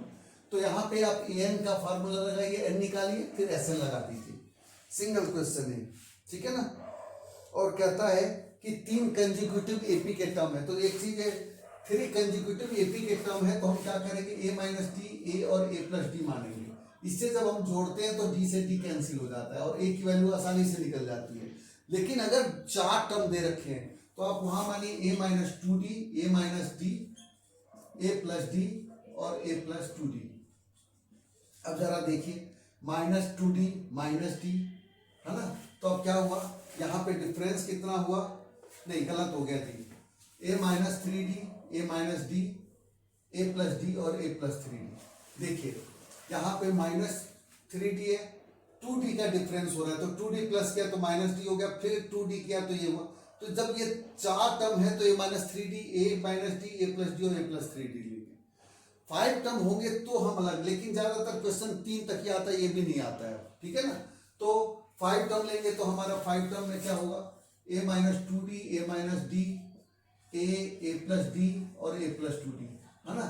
अब देखिए लगातार 5 टर्म हो गए, इससे ये कट जाएगा, इससे ये कट जाएगा, तो केवल एक ही टर्म बचेंगे, तो आसानी से सब निकल जाता है, प्रोडक्ट निकल जाता है। लेकिन आता केवल ए माइनस 3d वाला नहीं, 3 टर्म्स ही आता है, ए माइनस डी, ए और ए प्लस डी का, ठीक है ना। इसके अलावा और कुछ नहीं है। देखिए ज्योमेट्री में बताऊं आपको, जो थ्योरम है सर्कल वाला मोस्ट इंपॉर्टेंट है, बीपीटी और सर्कल का दोनों ही इंपॉर्टेंट है, दोनों ही आते हैं, लेकिन आपको दोनों ही करना है। मैं इस बार ज्योमेट्री में ज्यादा कुछ नहीं बताना चाह रहा, मैंने ना अभी ये क्वेश्चन नोट डाउन कर लिया इस पे, ताकि आपका टाइम कम लगे। जैसे पहला तो एक क्वेश्चन एक नंबर आता है कुछ भी, जैसे ये वैल्यू गिवन है, ये वैल्यू गिवन है, ये गिवन है, ये निकालो। या मान लेते हैं ए बी सी है, ये डी पैरेलल बी सी तो गिवन ही है, और कहता है कि ये दिया है और ये पूरा दिया है ना, और ये दिया है, ये निकालो इसी। तो हम क्या करते हैं, फॉर्मूले में गलती करते हैं। आपको आराम से थेल्स थ्योरम यूज करना है, AD बाई DB बराबर AE बाई EC। और थेल्स थ्योरम का मैं बता भी दूं आपको कि कई बार लिखा होता है पूरा स्टेट एंड प्रूफ, तो स्टेट एंड प्रूफ का मतलब स्टेटमेंट बिल्कुल याद कर लीजिए, स्टेटमेंट लिखना है फिर प्रूफ करना है ना। बीपीटी भी लिखा जाता है, बेसिक प्रोपोर्शनेट थ्योरम, है ना, मूलभूत आधारभूत प्रमेय जो भी है। तो जो आपको कहा कथन लिखना है, तो कथन यानी कि स्टेटमेंट लिखनी है, ठीक है। और सर्कल वाले में तो मैंने बताया ये वाला क्वेश्चन इस बार आ सकता है, बहुत इजी है, लेकिन थोड़ा इसमें लोग कंफ्यूज हो जाते हैं कि ये रेडियस होगा जो एक ही पॉइंट से जा रहा है, तो उसको आप देख लीजिएगा, बड़ा सिंपल क्वेश्चन है। इसके अलावा हम एक दूसरा पॉइंट उसमें ले लेते हैं, अभी हम आएंगे उस पर तो देखेंगे। अब जैसे ये क्वेश्चन है, इसमें ये भी दे देते हैं, जैसे ये x+2 है, ये x है, ये x+3 है, ये निकालना है ना, या ये दिया हुआ है x+5, तो x की वैल्यू निकालनी है। तो आराम से थेल्स थ्योरम में रखिए, क्रॉस मल्टीप्लाई कीजिए, आंसर निकाल दीजिए, ठीक है ना। मैंने रकम एज्यूम करके लिया है, तो कोई जरूरी नहीं है कि एक्यूरेट आंसर है, मैंने ऐसे किए। अब इसमें देखिए एक क्वेश्चन आपका 10th क्वेश्चन है मे बी टेक्स्ट बुक का, जिसमें ट्रेपीजियम कह रहा होता है। तो ट्रेपीजियम में क्या है कि ये एंगल बराबर इसके और ये एंगल बराबर इसके हो गया। तो ऐसे में ABCD अगर मैं लूंगा तो क्या होगा कि AOB सिमिलर होगा COD के। अब ध्यान रखिए, अगर आप ट्रायंगल को बिल्कुल AOB, तो A की जगह C, O और D, B की जगह D, तो आपका ये क्या होगा, सिमिलरिटी से देखो, AO बटे में CO, OB बटे में OD, AB बटे में CD, है ना, ये होगा क्लियर। अब ऐसे में ये दिया भी जाता है, जैसे ये कह देते हैं x+3 है, ये x है, ये x-5 है, तो ये निकालो, या ये भी दिया हुआ है कुछ भी, तो x की वैल्यू निकालो। तो इस तरह के क्वेश्चन में आप बिल्कुल पहले सिमिलरिटी प्रूव कर लो, या इस तरीके का साइड लिख लो आप, उसके बाद वैल्यू पुट करोगे तो आपका आंसर आ जाएगा क्रॉस मल्टीप्लाई करके। यहां पे भी देखिए इस क्वेश्चन में कहता है कि BD को 2:1 में या 1:2 में डिवाइड कर रहा है। तो ऐसे में क्या होगा, देखिए आप, ये पैरेललोग्राम है, तो ये एंगल बराबर इसके होगा, है ना, और ये कॉमन है, मतलब वर्टिकल अपोजिट है, शीर्षाभिमुख कोण है। तो BOE, ट्रायंगल BOE सिमिलर हो गया। B की जगह मैंने लिखना है क्या, DOA, लास्ट में A बचा। अब ऐसे में अगर आपको कोई कहे कि जो भी वैल्यू निकालो, ये बटे ये बटे ये और ये बटे ये तीनों, अगर मैं बताऊं आपको ज्यादा आपको चाहिए तो ज्योमेट्री स्पेशल आप देखेंगे, मैंने 4 ही वीडियो कह रहा हूं आपको, must do part 1 part 2 and geometry special, ठीक है ना। और ज्यादा वीडियो की आपको जरूरत नहीं है, ज्यादा देखना है तो आप वन डे बिफोर या जिस टॉपिक में आपको दिक्कत है वो आप देख सकते हैं। एक क्वेश्चन और भी मैं बता दूं आपको, जैसे ये वाला है, देखिए यहाँ पे जब हम करेंगे क्या, अगर ये वैल्यू आपको गिवन है, ये a है ये b है ना, ये a है ये b है, तो z बाई एक्स करेंगे आप तो क्या होगा, ये देखिए z बाई एक्स, तो ये पूरा ये b बटे में a प्लस बी है ना, b बटे में a प्लस बी। जब आप करेंगे z बाई वाई तो देखिए ये सिमिलर ट्रायंगल ऐसे है, z बटे y करेंगे तो ये a बटे में a प्लस बी, दोनों को जब आप प्लस करेंगे तो 1 by X plus 1 by Y बराबर a प्लस बी, और यहाँ आ जाएगा a प्लस बी। ठीक है। अब देखिए ऐसे क्वेश्चन में जब आप सॉल्व कर रहे होते हैं तो आपका क्या आता है कि जब आप इसको सॉल्व करेंगे a प्लस बी और a प्लस, ये तो कट ही गया, 1 आ गया है ना, तो ये हो गया 1 by X plus 1 by Y equal to 1 by Z. तो इस तरीके का कोई भी क्वेश्चन है आप आसानी से कर सकते हैं। ठीक है ना। देखिए अगर मैं यहाँ पे वैल्यू भी लिखता ये प्लस ये, तो अंत में ये पूरा ही आ जाता। ठीक है ना। तो ये सब क्वेश्चन बड़े सिंपल हैं, बस ये है टाइम ना लगे ज्यादा, इसलिए मैं अभी थोड़ा सा जल्दी जल्दी कर रहा हूँ। एक क्वेश्चन और दिख गया तो मैं बता देता हूँ कि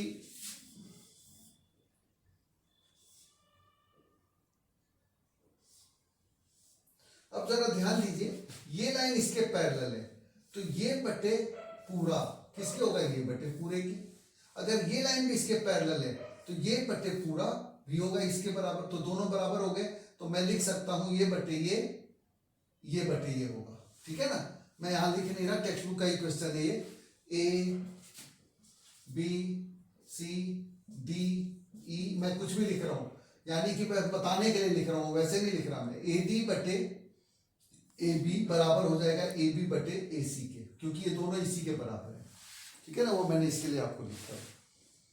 अब देखिए और भी कोई भी क्वेश्चन है इसके अंदर, उसमें ज़्यादा डिटेल में जाने की जरूरत नहीं है। अगर आपको ज़्यादा डेप्थ में जाना है तो ज्योमेट्री स्पेशल वीडियो आप देख लेना, क्योंकि इसमें मैं टाइम नहीं लगाना चाह रहा। अब देखिए 7 चैप्टर में, देखिए 7 चैप्टर में डिस्टेंस फार्मूला एक नंबर का क्वेश्चन आ जाता है। जब आपको लिखा होता है ओरिजिन मूल बिंदु, तो आप समझ जाइए कि वो 0 0 है। ठीक है ना, वहां से डिस्टेंस निकालना हो सकता है। x2 माइनस x1 का whole square plus y2 minus y1 का होल स्क्वायर, दोनों को आप सम करेंगे और उसका अंडर रूट करेंगे तो आपका डिस्टेंस निकल जाएगा।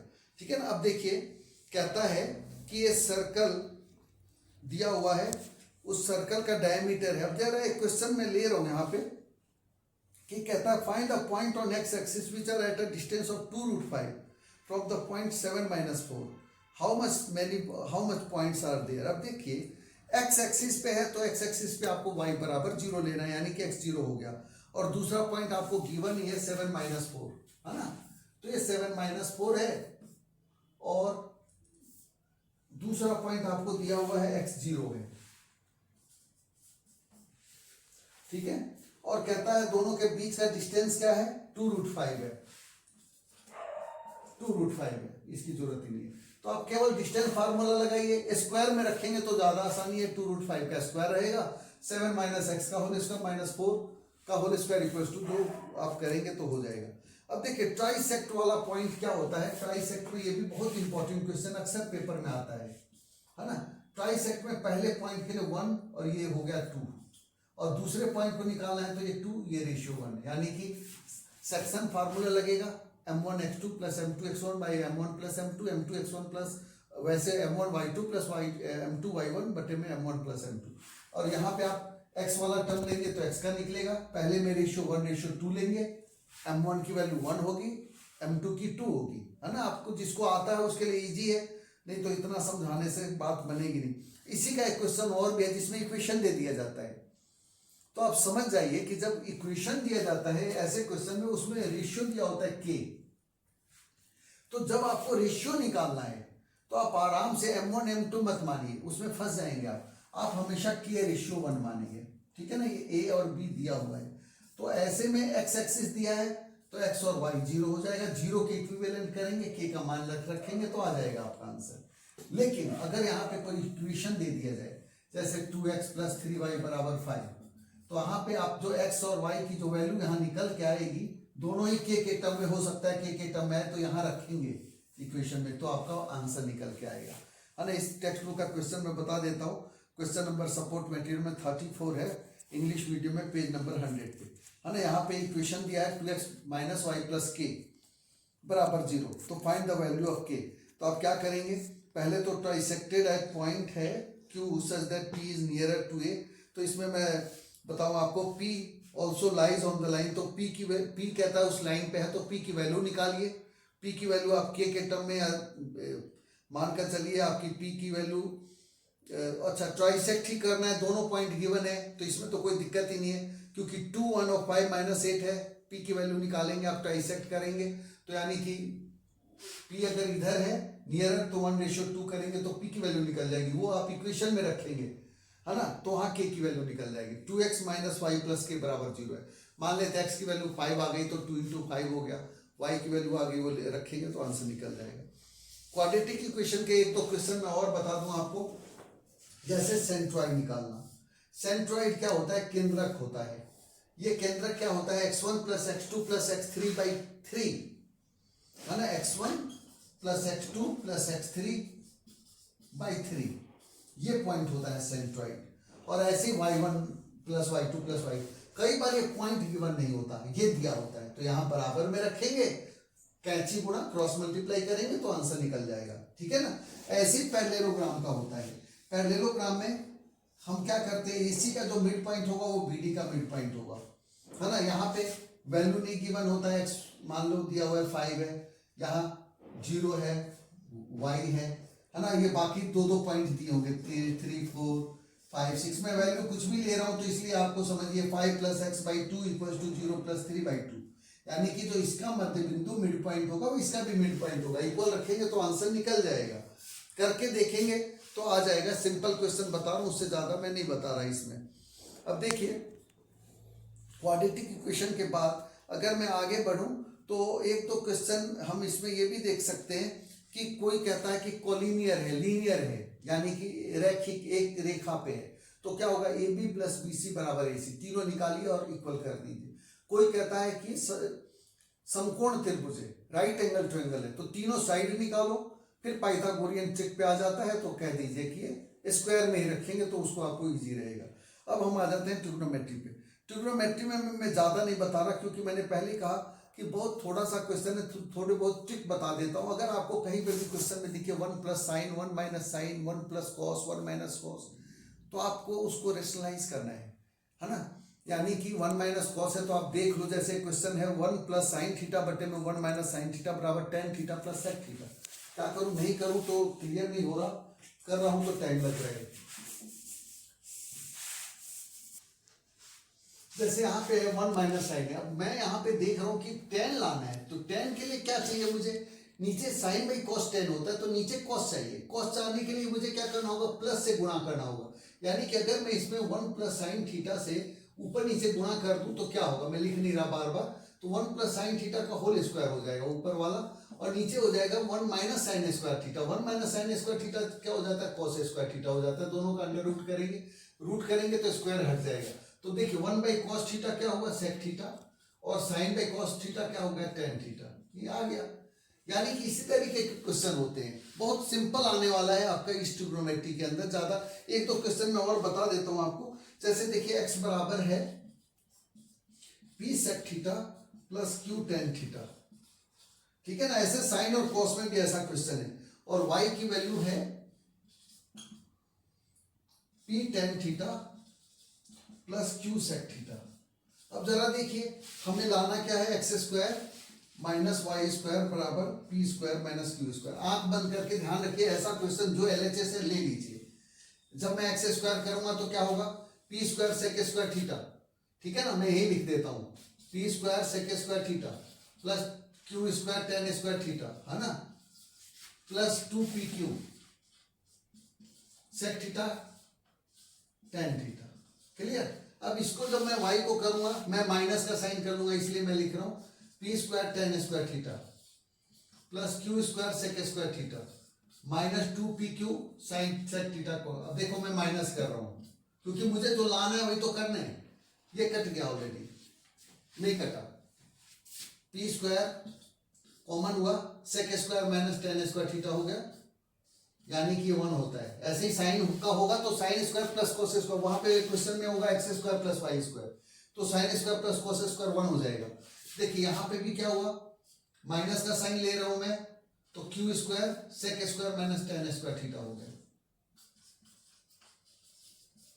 ठीक है जी, ये भी 1 ये भी 1, यानी कि आ गया ना P square common, P square minus Q square, यही हमारे को प्रूव करना है।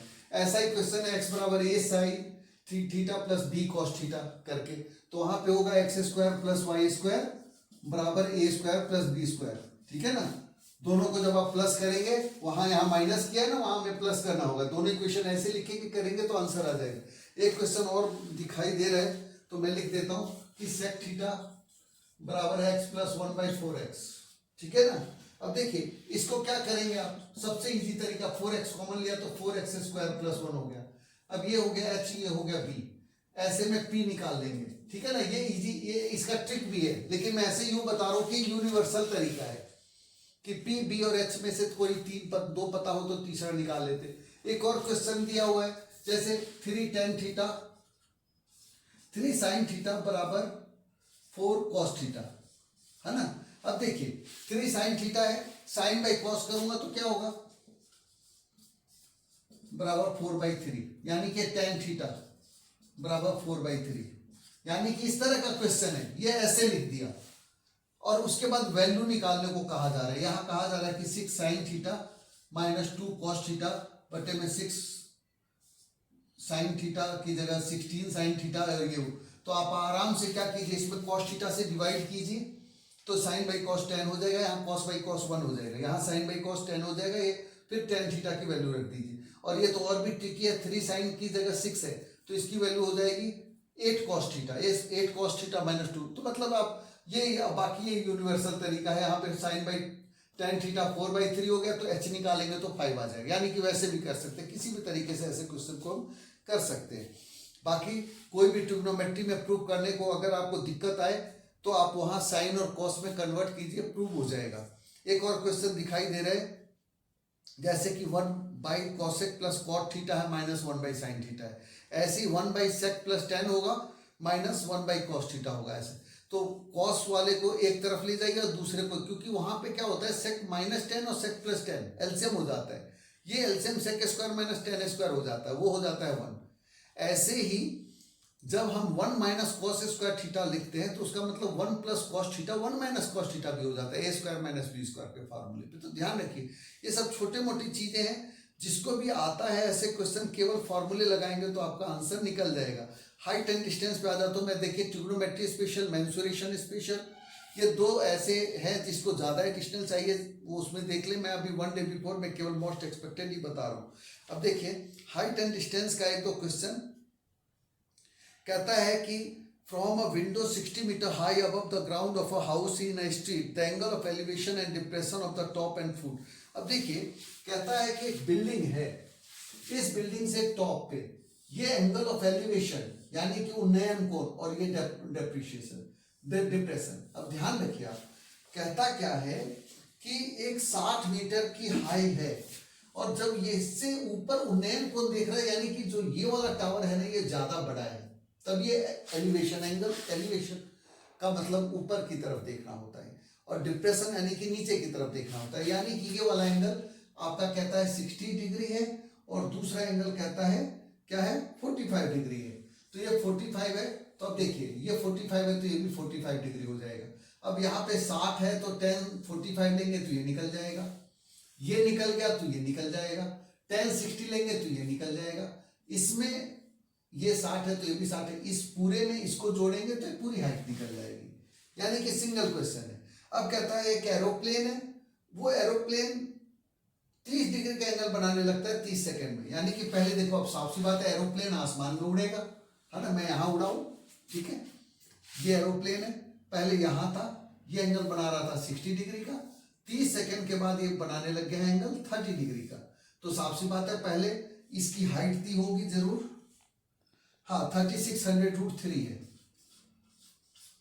अब देखिए पहले ये 60 है और ये 30 है, तो आप tan 60 लेंगे तो ये निकलेगा, tan 30 लेंगे तो ये पूरा यहाँ से यहाँ तक निकलेगा, इस पूरे में से इसको घटाएंगे तो ये निकलेगा, ये डिस्टेंस होगा, इस डिस्टेंस बटे में टाइम आपका 30 सेकेंड है, मीटर पर सेकेंड में आपका आंसर आना चाहिए, ठीक है ना। तो इसमें क्या कहता है, क्वेश्चन ही गायब हो जाता है, find the speed in kilometre per hour, ठीक है ना। तो अब साफ सी बात है, डिस्टेंस बाई टाइम लेंगे तो स्पीड आएगा, है ना, वो मीटर पर सेकंड में आपका आंसर आ जाएगा। ऐसा ही क्वेश्चन है एलिवेशन और डिप्रेशन का, मेरे ख्याल से इस तरह का ही क्वेश्चन आपके पेपर में आना चाहिए, ठीक है। अब देखिए, from the 120 metre high tower, एक मैन ऑब्जर्व कर रहा है दो कार को, है ना, 2 कार है अपोजिट साइड से टावर के, सब में सेम क्वेश्चन आप फिगर, अगर बाय द वे क्वेश्चन में, हालांकि हाइट एंड डिस्टेंस का बिल्कुल इजी आएगा, आप टेक्स्ट बुक कर लो, आपके लिए सफिशिएंट है, इसमें ज्यादा मैं टाइम वेस्ट नहीं करना चाह रहा, ठीक है।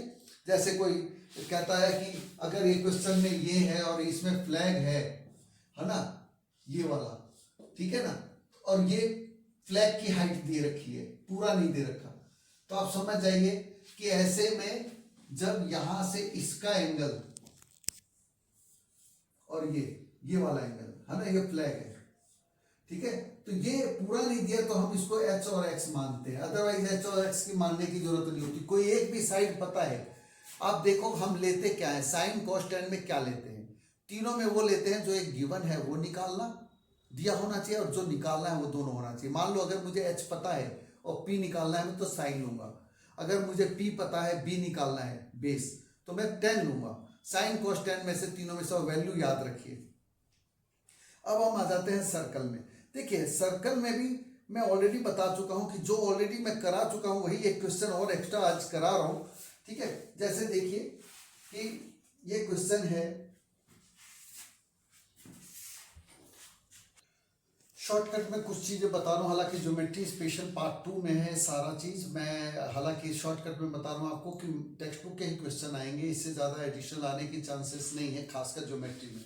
फिर भी मैं बता रहा हूँ कुछ क्वेश्चन एडिशनल, जैसे 3 सेंटीमीटर है और ये कहता है बड़े वाले का रेडियस 5 सेंटीमीटर है, तो ये क्या होगा, ये निकलेगा हमारा 4 पाइथागोरस से, इसका डबल हो जाएगा ये 8 सेंटीमीटर। यहाँ पे कहता है ये 3 है, ये 4 है, एक टेंजेंट, तो ऐसे में ये निकलेगा पाइथागोरस से 5 आएगा, ये 5 है और 2 है, तो साफ सी बात है 90 है, तो हाइपोटेन्यूज पता है तो ये पता है, तो ये निकल जाएगा 5 का स्क्वायर माइनस 2 का स्क्वायर। यहाँ देखिए साइक्लिक होता है, कोई कहे प्रूव करो ये साइक्लिक है, तो ये 90 है, ये भी 90 है, दोनों का सम क्या हो गया 180 है, तो साइक्लिक में अपोजिट एंगल 180 होते हैं, तो क्या होगा, ये साइक्लिक होगा।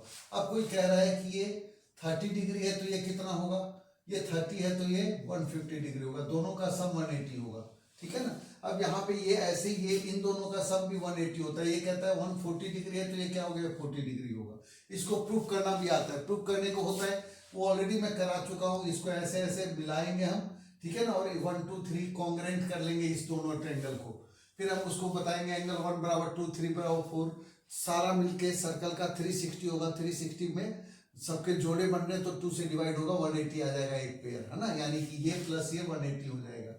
सेम क्वेश्चन है, और ये देखिए ये कहता है कि एक राइट एंगल ट्रायंगल है, तो ये रेडियस है इसका r, तो ये भी r हो जाएगा, ये भी r हो जाएगा, ये भी r हो जाएगा, ये a है तो ये a माइनस r हो जाएगा, ये a माइनस r तो ये भी a माइनस r हो जाएगा, ये r है तो ये b माइनस r हो जाएगा। ये ऊपर वाला देखिए, ये tangent from the same point, एक लाइन लिख दीजिए ऐसे, बस जैसे मैं यहाँ लिख के दिखाता हूँ, ये p है ये q है ना, तो लिख के दिखा रहा हूँ मैं, AP बराबर AQ बराबर ये कितना है r है, ये तो b माइनस r हो गया, है ना, और यहाँ रीजन लिख रही है टेंजेंट फ्रॉम सेम पॉइंट, ठीक है ना, शॉर्टकट में लिख रहा हूं मैं, तो यानी कि ये b माइनस r तो ये भी b माइनस r। अब देखिए ये b minus r plus a minus r, ये a माइनस, ये बराबर कितना होगा c के, तो क्या हुआ देखिए जरा, a प्लस b है ना माइनस 2r बराबर c, तो a plus b minus c बराबर 2r, तो r की वैल्यू क्या हो गई बटे में 2 आ गया, a प्लस b, यही प्रूव करना था, ठीक है ना, शायद यही था प्रूव करना, तो क्वेश्चन नहीं चला गया, हाँ यही होगा, ठीक है ना, नहीं मिला, b minus r plus a minus r है ना बराबर c, क्योंकि देखिए ये r है तो ये भी r है, ये भी r है, ये रेडियस है, तो इसलिए ये भी रेडियस के बराबर हो गए, ये स्क्वायर बन जाता है, ठीक है। ऐसे यहाँ देखिए ये बराबर इसके होगा, ये पूरा इसके बराबर होगा, अगर मैं इसको BC को यहाँ PQR लिख दूं तो कहता है ट्रायंगल का पेरीमीटर परिमाप का आधा होगा AP।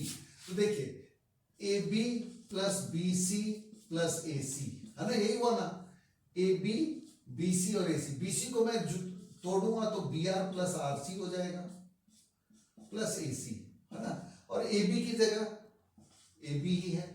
अब देखिए AB प्लस BR, BR की जगह मैं क्या लिखूंगा, BR BP के बराबर है और RC के बराबर है CQ। अब ये देखिए AB plus BP, AB plus BP क्या हुआ AP, और ये क्या हुआ AQ, और दोनों बराबर यानी कि 2AP। इसी को मैं बटे में ले आऊंगा तो ट्रायंगल ABC का पेरीमीटर का आधा हो जाएगा AP।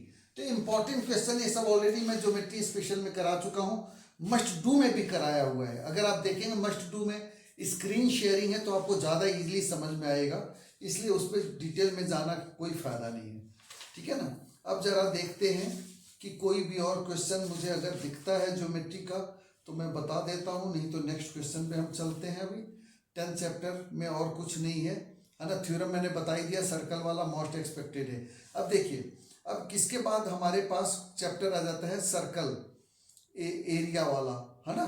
इसमें आपको ध्यान रखना है कि जैसे कहता है कि ये एक ट्रायंगल है, इसमें यहाँ पे भी, यहाँ पे भी, यहाँ पे भी, है ना, 7 सेंटीमीटर के जहाँ रस्सी से घोड़े को बांधा गया है। तो साफ सी बात है तीनों एंगल नहीं भी गिवन है तब भी तीनों मिलाकर 180 होगा, क्योंकि अगर ये रेडियस बराबर है तो, ठीक है ना।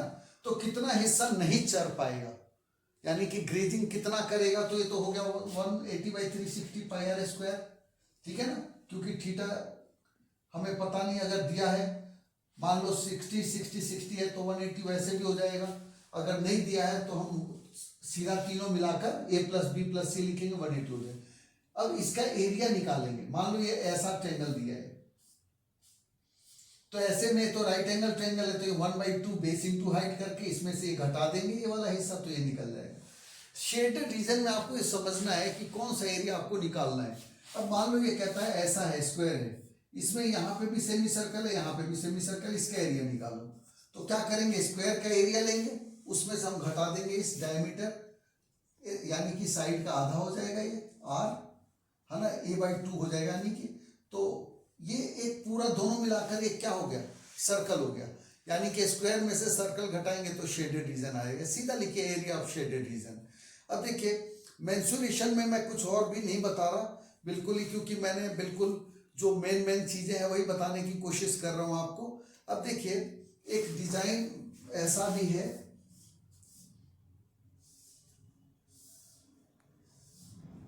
ये वाला, है ना।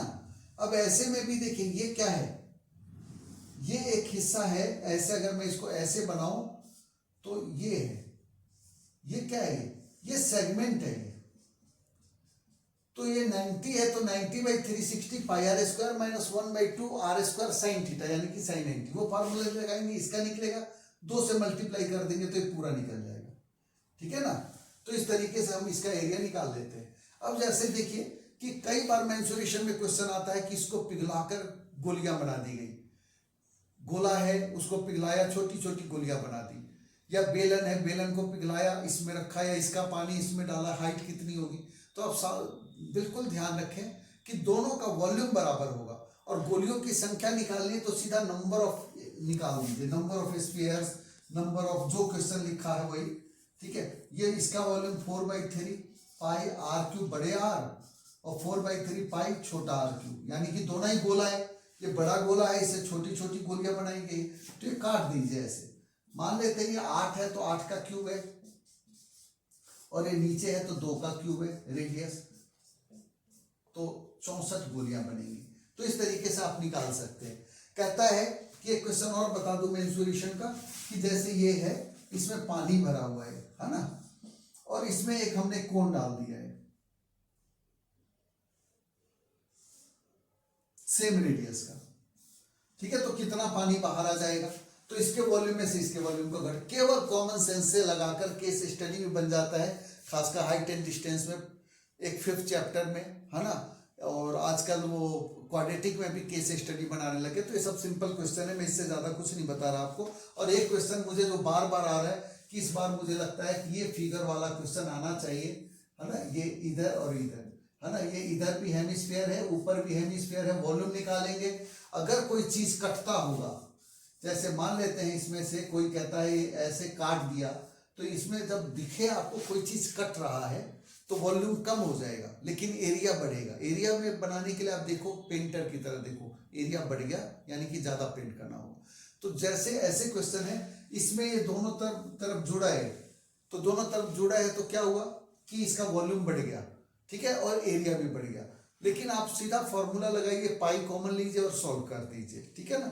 इसके बाद देखिए मीन मीडियन मोड को बहुत अच्छी तैयारी कीजिएगा, खासकर मिसिंग फ्रीक्वेंसी वाला एक दो क्वेश्चन है, जो कि ये एक क्वेश्चन में काफी डिमांड है बार बार कि ये क्वेश्चन बताना है। वो सर्कल का छूट गया तो उसको मैं बता देता हूँ, पहले मैं उसको सॉल्व कर दूं इस पे, क्योंकि वो काफी टाइम कंज्यूमिंग है, फिर मैं बताऊंगा। ये टेक्स्ट बुक का क्वेश्चन नंबर 12 है, काफी डिमांड है इसकी बार बार, और एक यही क्वेश्चन है, थोड़ा सा टफ है, इसलिए मैंने इसको सॉल्व करके दिखा दिया है ताकि आप देख लीजिए। इसको आप स्क्रीनशॉट ले सकते हैं, फिर आप इसको समझ लेंगे। देखिए मैं समझा देता हूँ कि जैसे एक कहता है कि एक ट्रायंगल है जिसमें एक सर्कल है, वो इन सर्कल है, इसके अंदर है सर्कल, है ना, और तो ऐसे में ये 6 है तो ये भी 6 होगा, tangent from the same point. ये 8 है तो ये भी 8 होगा, और इसको हमने एक्सलेट कर लिया क्योंकि और कोई तरीका नहीं है इसको, है ना। या तो हम दो तरीके से इसका एरिया निकालेंगे, हीरोन फार्मूले से निकालेंगे, एक 1/2 बेस इनटू हाइट से निकालेंगे। तो देखिए ये x है तो ये पूरा क्या होगा 6 + x, ये AC क्या हुआ 8 + x, और BC क्या है 6 + 8 14। अब S क्या हुआ 6 + 8 x, 8 + x + 14/2, 28 + 2x, 2 कॉमन लिया, x + 14 कट गया, x + 14 आ गया, ये सेंटीमीटर लगा देंगे हम, ठीक है ना। अब एरिया होगा S - A, S - B, S - C, x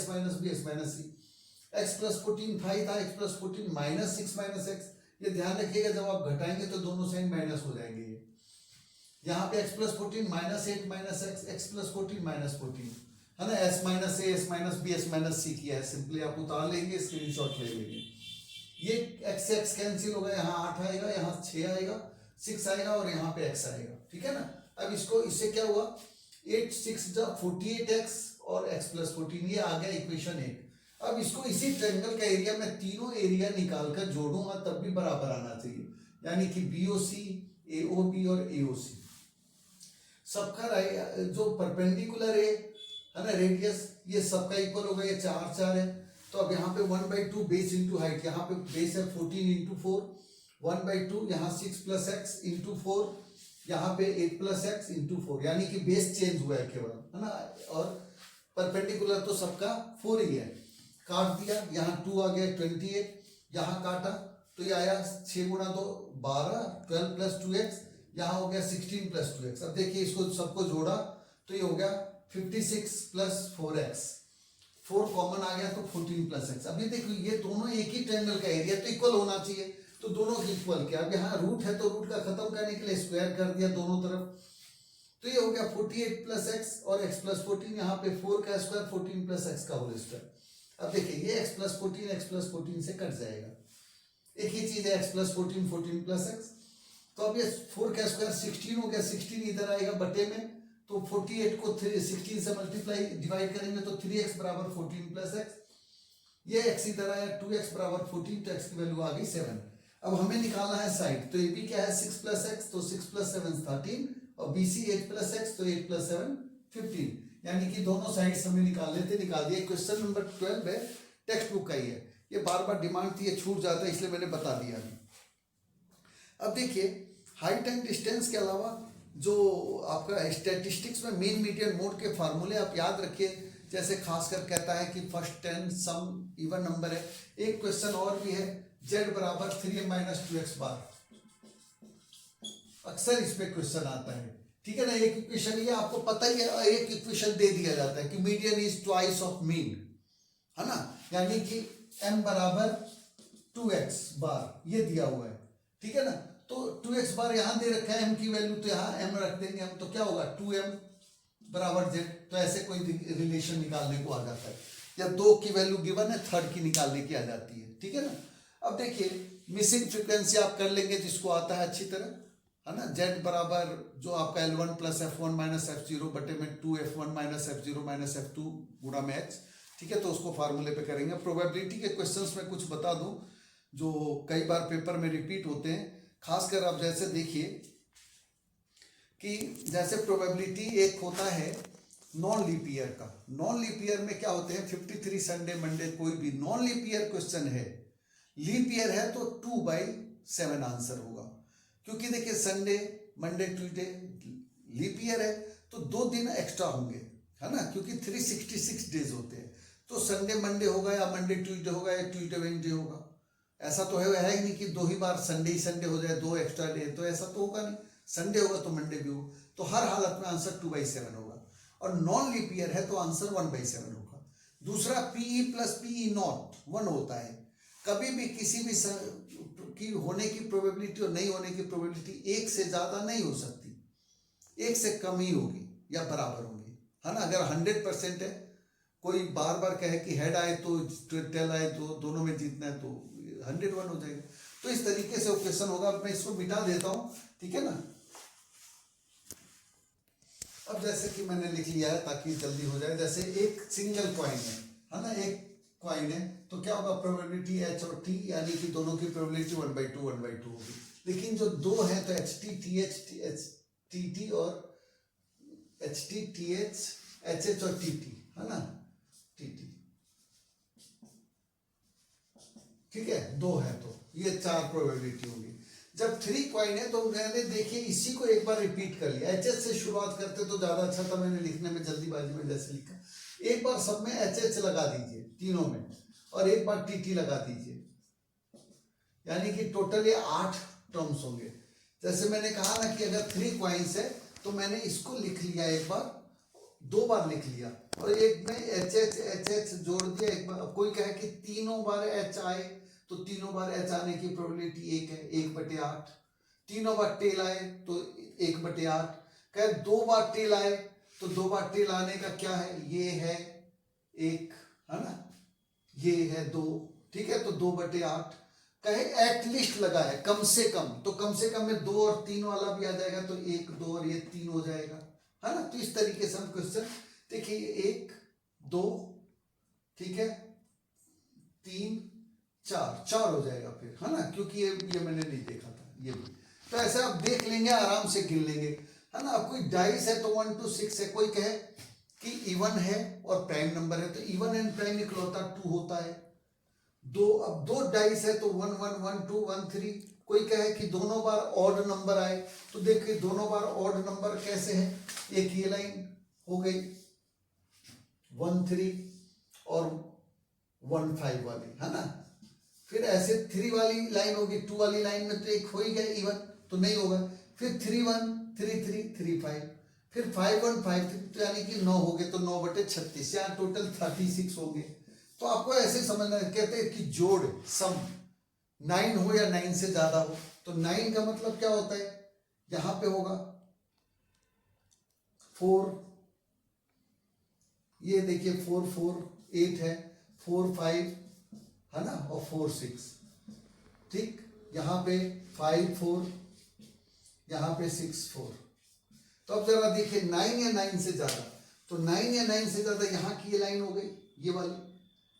3 6 भी होगा, 4 5 भी होगा, 5 4 भी होगा, और 6 3 भी होगा। और यहां पे हमारा 3 6, यानी कि इस तरीके से ऐसे हो जाता है, ये और ये, यानी कि इस तरीके से 4 3 7 2 9 1 10, 10/36 हो जाएगा। तो आपको देखना है कि कौन सी संख्या कह रहा है वो, कि दोनों बार इवन आ जाए। तो दोनों बार इवन में तो पहला एक तो होगा नहीं, 2 वाली लाइन चलेगी केवल, वो 2 वाली 2 होगा, 2 4 होगा, 2 6 होगा, ऐसे ही होगा। तो ठीक है, इसी तरीके से निकले। अब देखिए कई बार कहता है 5 लाल गेंद है, 4 नीला है, 3 हरा है, तो हरे आने की प्रोबेबिलिटी, तीनों को जोड़ दीजिए, टोटल हो गया वो बटेगा। कोई बार कहता है कि 5 इतने हैं और उसका डबल है दूसरे की प्रायिकता, तो समझिए ये डबल कह रहा है तो उसकी संख्या भी डबल होगी, है ना। बाकी क्वेश्चन बनाकर आपको दिखाना होगा, ठीक है। जैसे कहता है कि एक मान लेते हैं 12 गेंद है, और तो 12 + x ये x दूसरा नहीं पता, और दूसरा है x बटे में 12 प्लस एक्स, ठीक है। और कहता है कि ये प्रोबेबिलिटी जो है इसकी थ्राइस है ना। तो साफ सी बात है ये नीचे वाला तो कट जाएगा, तो x की वैल्यू क्या हो जाएगी 36 हो जाएगी। तो ऐसे हम निकाल लेंगे, ठीक है। अब देखिए कि कार्ड हमारे 52 होते हैं, जिसमें 26 रेड, 26 ब्लैक, 26 रेड में भी 13 हाथ यानी कि पान का पत्ता, डायमंड, इसको हम कहते हैं, डायमंड को कहते हैं ईंट, है ना। स्पेड, ठीक है, स्पेड को हम कहते हैं हुक्म का पत्ता, और ये क्लब को चिड़ी कहते हैं, है ना। तो ये ऐसा क्लब बना होता है इस तरीके का, ठीक है ना, ऐसे। तो ऐसे में अब देखिए सबके एक एक होते हैं, एस यानी कि इक्का, एक इसका, एक इसका, इसका। कोई कहे इक्का आने की प्रोबेबिलिटी तो 4/52, कोई कहे जैक आने की प्रोबेबिलिटी तो 4/52। ये तीनों हमारे होते हैं फेस कार्ड्स, है ना। ये तीनों कहलाता है फेस कार्ड, है ना। इंग्लिश मीडियम वाले हिंदी देख ले, हिंदी वाले इंग्लिश देख ले, है ना। तो फेस कार्ड में ये क्या है, 12 कार्ड हो गए। अगर कोई कहे ऑनर कार्ड, याद रखिएगा ऑनर कार्ड, ये कई बार पेपर में आ जाता है, अभी आया नहीं है लेकिन आ सकता है। तो ऑनर कार्ड में एस भी शामिल हो जाता है, यानी कि 16 पत्ते होते हैं ऑनर कार्ड, यानी कि ये चारों, ये 3 तो हो ही गए, 3 3 3 12, और ये 4 एस, है ना। तो ऑनर कार्ड्स होते हैं। अब कोई कहे कि इसको फेस कार्ड को निकाल दिया गया है, कोई कहे लाल का फेस कार्ड निकाला गया है, तो लाल का फेस कार्ड निकाला यानी कि ये दोनों देखिए 6 पत्ते निकाल दिए, ये 3 और ये 3, तो बचे कितने हमारे, टोटल 52 में से 6 पत्ते गए तो हमारे बटे 46। तो अब 46 में से प्रोबेबिलिटी निकालनी है। कोई कहे लाल पत्ते आने की संभावना, तो साफ सी बात है 26 में से तो 6 निकल चुके, तो बचे क्या 20/52। तो बड़े सिंपल है, इत्मीनान से करेंगे तो ये हो जाएगा। अब हम कुछ क्वेश्चंस को और देख लेते हैं जो मैंने अभी सिलेक्ट किया हुआ है ना। कहता है कि 52 कार्ड्स हैं जिसमें से पत्ते निकाल दिए, तो बता ही दिया आपको, ठीक है। और भी कोई क्वेश्चन है उसको हम देख लेंगे अभी, थोड़े बहुत अगर माइंड में नहीं है, ठीक है। अब देखिए जैसे कि कुछ क्वेश्चन है जो मैंने अभी बताया ही था कि 31st term of AP whose 11th term is 38 और 16 टर्म 73। तो देखिए 11 टर्म यानी कि a + 10d हो गया 38 और 16 हो गया a + 15d, दोनों को सॉल्व करेंगे एक ही वैल्यू निकल जाएगी, है ना। उसके बाद कहता है राइट एंगल ट्रायंगल में mid point of the hypotenuse is equidistant from the vertices. अब जैसे कहता है राइट एंगल ट्रायंगल है और ये अगर हाइपोटेनस का मिड पॉइंट है, ये दोनों बराबर है, तो क्या कहता है कि वो क्या होगा, इक्विडिस्टेंट फ्रॉम द वर्टिस, यानी कि तीनों से ये, यानी कि ए बी सी और ये पी है, तो पी ए बराबर, ये तीनों बराबर होंगे। इसके लिए क्या करेंगे, आप इसको ऐसे डाल देंगे और ये दोनों कॉन्ग्रुएंट कर देंगे, ठीक है ना। तो कॉन्ग्रुएंट करेंगे तो इससे आपको क्या बेनिफिट होगा कि ये और ये बटे ये, इधर ये बटे ये हो जाएगा, है ना। तो ये दोनों बराबर हो जाएंगे, ठीक है। और ऐसे में जब कॉन्ग्रुएंट हो जाएगा, देखिए ये बराबर इसके है, मिड पॉइंट थ्योरम से भी होगा ये, और ये लाइन कॉमन ही है, तो ऐसे में क्या होगा, ये बराबर इसके हो जाएगा, ये बराबर होते ही आपको पी ए बराबर पी बी बराबर पी सी हो जाएगा, ठीक है ना। तो तीनों ही निकल जाएंगे इसमें। और कोई क्वेश्चन मुझे दिख नहीं रहा है अभी। और अब देखिए कोई कहता है कि ये रिंग है, तो रिंग का एरिया पाई बड़ा r² माइनस छोटा r², तो ये r + r, r - r हो जाएगा। कोई घड़ी की सुई का क्वेश्चन है, तो देखिए 60 मिनट में 360 डिग्री बनाता है, तो 15 मिनट में कितना बनाएगा, 90 डिग्री बनाएगा। 1 मिनट में यानी कि 6 डिग्री का कोण बनता है, तो कितने मिनट का एंगल बनेगा, उसमें एरिया कितना कवर होगा, तो एंगल निकल जाएगा, फिर θ/360 πr² हो जाएगा। कोई कह रहा है ये इसका एरिया बताओ, ये तो यहाँ पे देखिए ये एंगल गिवन है, तो सिर्फ एंगल बाय 360 कीजिए, बाकी ये सेम टू सेम फार्मूला ये लगा दीजिए πr, क्योंकि इसका एरिया ऐसे ही निकलेगा, ठीक है। अब देखते हैं और भी कोई क्वेश्चन अगर दिख जाए तो। देखिए और कोई क्वेश्चन नहीं दिखाई दे रहा। अभी देखिए और भी एक क्वेश्चन है, कहता है कि ए बी बी सी ए सी, है ना। ये देखिए कहता है ये 30 सेंटीमीटर है और ये आधा है और ये ऐसे, यानी कि ये देखिए ये 20 है, ये 10 है और ये टोटल 30 है। तो इसका एरिया निकालिए शेडेड रीजन का। तो देखिए यहाँ पे ये एरिया समझ जाइए, यहाँ 20 दे दिया, यहाँ ये इक्वल दिया होता तो ये प्लस ये माइनस करके सेमी सर्कल निकल जाता। लेकिन हम क्या करेंगे, इसमें इसका एरिया निकालेंगे 1/2 पाई आर स्क्वायर। आर की वैल्यू यहाँ हो गई 30 है तो 15 हो गया, यहाँ 1/2 पाई आर की वैल्यू हो गई 15 का स्क्वायर, तो ये पूरा हो गया। इसमें से ये घटाएंगे तो 1/2 पाई, ये 20 है तो 10 का स्क्वायर माइनस हो जाएगा, और ये जोड़ेंगे, इसका रेडियस 5 है तो प्लस होगा 1/2 पाई और 5 का स्क्वायर। तो आंख बंद करके बिल्कुल देखिए, आपको जो जो शेडेड दिख रहा है पूरा है, ये कट गया है तो ये घटा दिया, यदि कपड़ा काटा तो माइनस कर दिया। एक और क्वेश्चन दिख रहा है मुझे कि एंगल सी बराबर 3 एंगल बी बराबर 2 एंगल ए प्लस बी, है ना। अब जरा यहां देखिए, अगर मैं इसको खोल दूं तो क्या होगा, 2 angle A plus 2 angle B बराबर 3 एंगल बी, ठीक है ना। अब यहाँ पे क्या है कि हमारे पास a प्लस बी प्लस सी 180 होता ही है, ठीक है ना। तो या तो मैं a प्लस बी की वैल्यू जो है ये 3 एंगल बी के टर्म में ले लूं।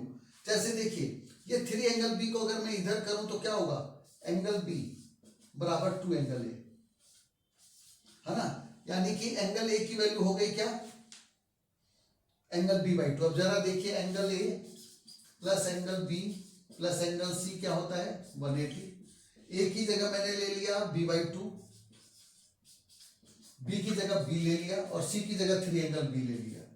अब एक ही टर्म में आ गया ना, तीनों एक ही टर्म में आ गया तो बी की वैल्यू निकल जाएगी, बी की निकाल के आप ए की निकाल देंगे। तो ऐसा ही है, बाकी उम्मीद है पेपर बहुत इजी आएगा इस बार का, बहुत ही इजी आने वाला है, ज़्यादा घबराने की जरूरत नहीं है, कॉन्फिडेंस के साथ करना है, इजी पहले करना है, डिफिकल्ट बाद में करना है।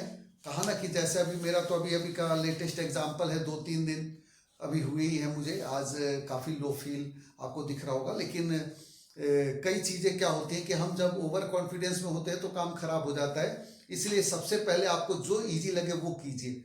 ऐसा नहीं कि मैंने जैसे कहा कि मैंने जो गलती की है वो तो मैं आपको अब समझा ही सकता हूँ, ठीक है, लेकिन लाइफ टाइम के लिए कोई चीज़ होता है जो आपको लॉस हो जाता है। एग्जाम में आप अकेले बैठते हैं, रिजल्ट दुनिया देखती है, तो जो गलतियां आप करेंगे बाद में आपको पछतावा होगा, है ना। मैंने अगर सोचा कि मैं मैथ्स सबसे आसानी से बाद में कर लूँगा और मुझे टाइम ही नहीं मिला तो ये मेरे लिए बहुत बड़ा लॉस हो गया। मैथ्स और रीजनिंग मेरे लिए मेरी स्ट्रेंथ है। तो ऐसे आपको क्या करना चाहिए, टाइम मैनेजमेंट बहुत ज़रूरी है। बीच में आप समय देखिए, 1 घंटा आप स्पेशली बचा के रखिए अपने 1 मार्क्स के क्वेश्चन के लिए और बाकी को कवर कर लीजिए, ठीक है ना, ताकि आपके लिए स्पेयर टाइम हो। 15 मिनट आपके पास रिवीजन का भी टाइम होना चाहिए, जैसे जमा घटा गुणा भाग कहीं गलती की हो तो आप उसको कवर कीजिए। और दूसरी बात कि जब आप पेपर कर रहे हो तो आपको किसी से बात करने के लिए उससे आपका माइंड डाइवर्ट होता है, आप डिस्टर्ब हो जाते हैं, है ना। और दूसरी बात, आपको ये भी नहीं पता कि सामने वाला कौन है, क्या है, कैसा है। तो इसमें आपको अगर बेशक बहुत खास दोस्त भी हो तब भी आपको पहले उसको मतलब अटेंड नहीं करना है, पहले आप अपना पेपर कीजिए, ठीक है। अपना पेपर होने के बाद आपको अगर लगता है कि किसी की आप मदद कर सकते हैं तो कीजिए, नहीं तो बाद में पछताना ही पड़ता है ना। बाद में आप और कुछ नहीं, आपके पास ऑप्शन बचते हैं। तो कहते हैं कि असफलता जो मिलती है ना, उससे आपको सीख मिलती है, उससे आप सीखेंगे तो आगे आपको कामयाबी मिलेगी। तो मैं आपको बता रहा हूँ कि पेपर को बड़े कूल होकर आराम से कीजिए, स्पीड में कीजिए, इतना नहीं कि आप स्लो हो जाइए।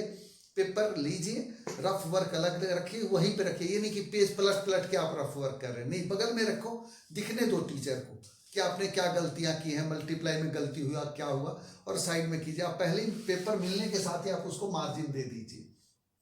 15 मिनट जो आपको एक्स्ट्रा मिलता है उसमें आप 1 नंबर वाले क्वेश्चन अगर आपसे 4, 5, 6, 7 जितने भी हो जाए तो छोटा सा अंडरलाइन कर सकते हैं, निशान अलाउ नहीं होता, फिर भी ट्रांसपेरेंट पाउच लेकर जाएंगे, रोल नंबर बिल्कुल साफ साफ सुंदर सुंदर अक्षरों में लिखेंगे, ठीक है ना। कहीं भी डाउट हो तो टीचर से हैंड रेज करिए, पूछिए, पूछने में शर्माने की जरूरत नहीं। और पेपर को साफ कीजिए, गंदा बिल्कुल मत कीजिए। जहां पे भी आपको लगता है कि ये क्वेश्चन मेरा 4 लाइन का होना है तो बेशक 5 लाइन स्पेयर लेकर चलिए, अगर आपको उसको छोड़ना है तो आप वहां स्किप करके जगह छोड़ दीजिए, सीक्वेंस में करेंगे ज्यादा बेटर रहेगा, ठीक है ना, ताकि उसको आपको दिखता भी है कि क्वेश्चन मेरा छूट गया है, इसको आप बाद में कवर कर लेंगे। अंत में आप पेपर चेक करिए तो पीटीओ वहां लिख दीजिए और लास्ट में पेपर को क्रॉस कर लीजिए। तो आपको ध्यान रखना है, बेशक टाइम ना बचे तो क्रॉस मत कीजिए, लेकिन पेपर को पूरा करिए। जो नहीं आए तो वहाँ स्टेप कीजिए, ये नहीं फिगर भी बनाएंगे उसके भी नंबर होते हैं। तो ध्यान रखिए, मुझे उम्मीद है आपका पेपर बहुत अच्छा होगा। और मैंने कोशिश तो पूरी की है कि बहुत जल्द करूं, लेकिन कुछ गले में दिक्कत थी, इस कारण से ज़्यादा टाइम थोड़ा मुझे लगा है। लेकिन उम्मीद आपका पेपर बहुत अच्छा होगा। आप सबको बहुत इंतज़ार रहता है, इसलिए मैंने कोशिश की है कि 1 डे बिफोर आपको टाइम पे दे सकूं। आप इसको, क्योंकि एक ही दिन का होता है, तो आप इसको ज़्यादा से ज़्यादा बच्चों तक पहुंचाने की कोशिश करेंगे। और वो मैंने जो सलाह दी है इस पर आप अमल करेंगे, पेपर पूरा अटेम्प्ट करेंगे, कोई भी क्वेश्चन छोड़ेंगे नहीं। उम्मीद आपका पेपर बहुत अच्छा होगा। All the best to all of you. Thank you.